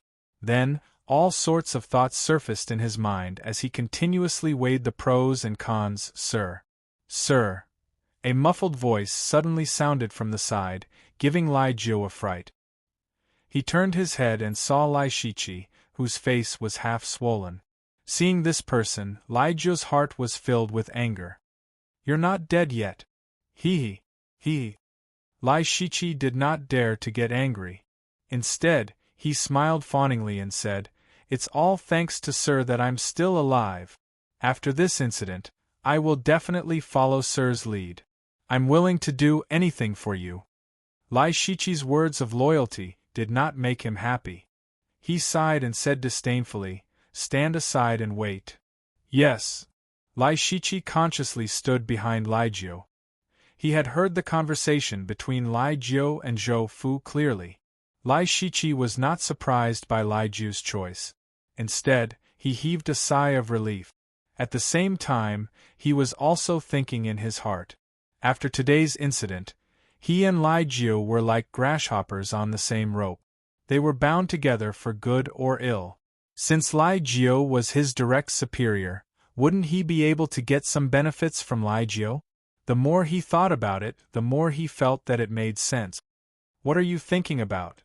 Even though Lai Jiu's back was facing Lai Shiqi, he could feel Lai Jiu's gaze on his back. As for Lai Shiqi's thoughts, Lai Jiu immediately understood. After all, he had also climbed up from the bottom. No, I'm not thinking about anything, Lai Shiqi quickly admitted. You're not thinking about anything? Lai Jiu sneered, but he did not expose him. At the same time, he was also thinking about how to get more benefits from Lai Shiqi. After all, there were some things that needed to be done by servant. At the same time, a carriage stopped next to them. Zhou Fu's voice was heard, Get in. Lai Jiu and Lai Shiqi looked at each other and got into the carriage. The carriage entered the city and arrived at Zhou Fu's residence. At the gate, the carriage did not stop. Instead, it went straight in. In the quiet yard, Lai Jiu and Lai Shiqi got off the carriage first, followed by Zhou Fu. Let's go to my study. Inside the house, the three of them sat down. Yu Zhu put down the tea and left. Zhou Fu looked at Lai Jiu and said, Killing you guys is not a good choice. Just as you said, it is a misunderstanding between us. Since it is a misunderstanding, then there is no need to kill. Lai Jiu said happily, Thank you, Zhou Fui. Seeing that his superior had spoken, Lai Shiqi also praised Zhou Fu for his magnanimity. Looking at the happy faces of the two, Zhou Fu asked, Lai Jiu, you said before that your salary is very low, right? Yes. Even though Lai Jiu did not know why Zhou Fu asked this, he still answered, Mine is considered good. Level 1 patrolman gets 15 taels of silver every month. He looked at Lai Shiqi and said, Level 2 patrolman gets 6 taels of silver every month. 15 taels of silver. 6 taels of silver. Zhou Fu sneered and said, What can this amount of silver do? Lai Jiu was speechless. He did not know how to continue. Zhou Fu shouted towards the door, Men. Yu Zhu, who was waiting outside, walked in and said, Young master. Go and get 2 banknotes of 1,000 taels of silver. 1 banknote of 500 taels. Yes. Lai Jiu was confused. Was this Zhou Fu trying to bribe the two of them? But he did not feel like it. Young master, here it is. Yu Zhu placed the items on Zhou Fu's table and left. Zhou Fu stood up and took the banknotes, paper, and pen. He walked over to Lai Jiu and said, "These 2,000 taels of silver are for you. Also, write me an IOU for 100,000 taels of silver." What? These words exploded in Lai Jiu's ears like a clap of thunder. He jumped up and stared at Zhou Fu with his eyes wide open. Chapter 158. Zhou Fu ignored Lai Jiu's agitated expression and said calmly, "Don't just stand there. Hurry up and write. After you're done, I still need to arrange for your treatment." Lai Jiu stared at Zhou Fu, his chest rising and falling rapidly. He never thought that Zhou Fu would use such a shameless but useful method. Looking at Zhou Fu's nonchalant expression, Lai Jiu nodded angrily. "Okay, I'll write." He stuffed the banknotes into his pocket, grabbed a pen, and wrote an IOU on the paper. With a few swipes, an IOU was written. After Lai Jiu signed his name at the bottom, a small box filled with red ink paste was pushed in front of him. Of course. Zhou Fu looked as if it was only natural, which made Lai Jiu grit his teeth. "Okay, I'll do it." Lai Jiu dipped his thumb in the ink paste and pressed his handprint beside his name. As soon as he lifted his finger, the IOU was taken away by Zhou Fu. On the other side, Lai Jiu was very obedient. He took a pen and paper and lowered his head to write. After he finished writing, he followed Lai Jiu's method and pressed his handprint. "If you do this, even if something happens, no one will believe you. As long as we, Azure Prison, want to investigate, even if it's 1 tael of silver, we can find out," Lai Jiu said to Zhou Fu. Zhou Fu smiled. "It doesn't matter if it's true or not. You're in Azure Prison, and you don't want to mess with people. As long as they believe you, it's fine. What do you think?" Lai Jiu's face was gloomy. He stared at Zhou Fu without saying a word. Of course, he knew about this. Just as Zhou Fu said, he had many rivals in Azure Prison. It could even be said that the top 10 Lai Jiu were all rivals. If Zhou Fu's IOU was exposed, the other 9 people might hit him when he was down. With the 2 IOUs in hand, Zhou Fu stood up and said, "Okay, now the misunderstanding has been cleared up. As the saying goes, no discord, no concord. How about we be friends? When you're under someone else's roof, you have to lower your head." Although Lai Jiu was extremely unwilling to accept Zhou Fu's suggestion, he still cupped his hands and said, "It would be my honor." "Ha ha ha ha. Let's go, I've already asked someone to prepare the food and wine. Come this way." After the meal, Zhou Fu let the 2 of them take a bath. He called for a physician, applied medicinal wine on the 2 of them, massaged them, and changed them into new clothes. By the time he was done, it was already evening. "Mr. Zhou, here's the list of spies on the East Pier, as well as their contact codes." With a trembling hand, Lai Jiu handed over several pieces of paper filled with names. His eyes widened as he watched Zhou Fu take it. At this moment, he actually heaved a sigh of relief and even felt a little refreshed. Perhaps this was depravity. Zhou Fu held the list and looked at the densely packed words on it. He smiled and said, "I believe you've already checked. When have I, Zhou Fu, ever mistreated my own people? Don't worry, I'll treat this person well." "If Mr. Zhou says so, then I'm relieved," Lai Jiu said. He suddenly realized that Zhou Fu was too suitable to be an official. He was so good at saying things, and the key was that his expression didn't change when he said them. Looking at Zhou Fu's young face, Lai Jiu could only sigh in his heart, the new generation is replacing the old. The 2 of them exchanged a few more words, and Zhou Fu asked someone to bring 2 sets of black robes for Lai Jiu and Lai Shiqi to wear. Then, he let them leave through the back door. Zhou Fu returned to the house. Just as he sat down, he suddenly slapped his head. "I was so focused on the East Pier that I forgot to ask about white light." After saying that, he suddenly wanted to find Lai Jiu and ask him about white light. After all, it was his first time seeing something that could restrain his devil whale-killing fist. After a day, Zhou Fu could already use the devil whale killing fist, but he still felt a little blocked. Young master, Yuzhu walked in. Huang Feng and Qin Guhong are here. They've already come 3 times today. They didn't disturb you when they saw that you had guessed. Got it. Let them come in. Zhou Fu rubbed his forehead. Ever since he recovered the energy of the devil whale killing fist, his forehead had been swollen and itchy. He took a sip of the tea beside him. Huang Feng and Qin Guhong walked in. Greetings, sir. The passers-by bowed to Zhou Fu. Have a seat. Zhou Fu pointed to a chair at the side. Yes. The 2 of them walked to the side and sat down. Huang Feng opened his mouth and said, Sir, I've found some clues about the matter you asked me to investigate yesterday. There was indeed someone behind this. However, the person who set the fire was a beggar. When we found him, he was already dead. Zhou Fu nodded. He wasn't surprised at all. The enemy in the dark dared to attack Huang Jia. Naturally, they knew about the current situation of Huang Jia. They also knew that Zhou Fu was behind Huang Jia. Since the enemy knew and still dared to attack, it meant that they were targeting Zhou Fu. However, the enemy didn't attack Zhou Fu or Elysium. They must be afraid of Zhou Fu's strength or the giant whale behind Elysium. Thinking about it carefully, it was probably those big and small forces at the docks or the Red Sea gang who were bored and wanted to find something to do.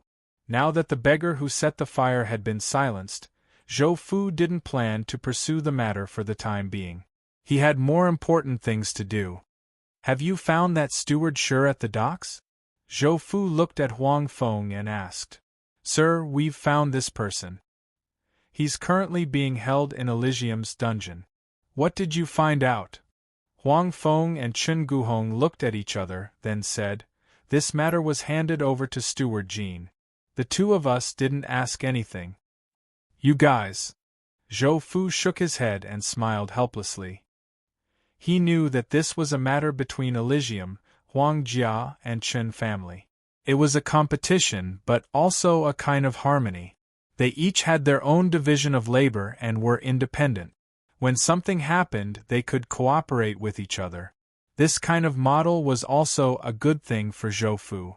Zhou Fu took out the list he got from Lai Jiu and put it on the tea table between the 2 of them. He said, This is the list of government spies.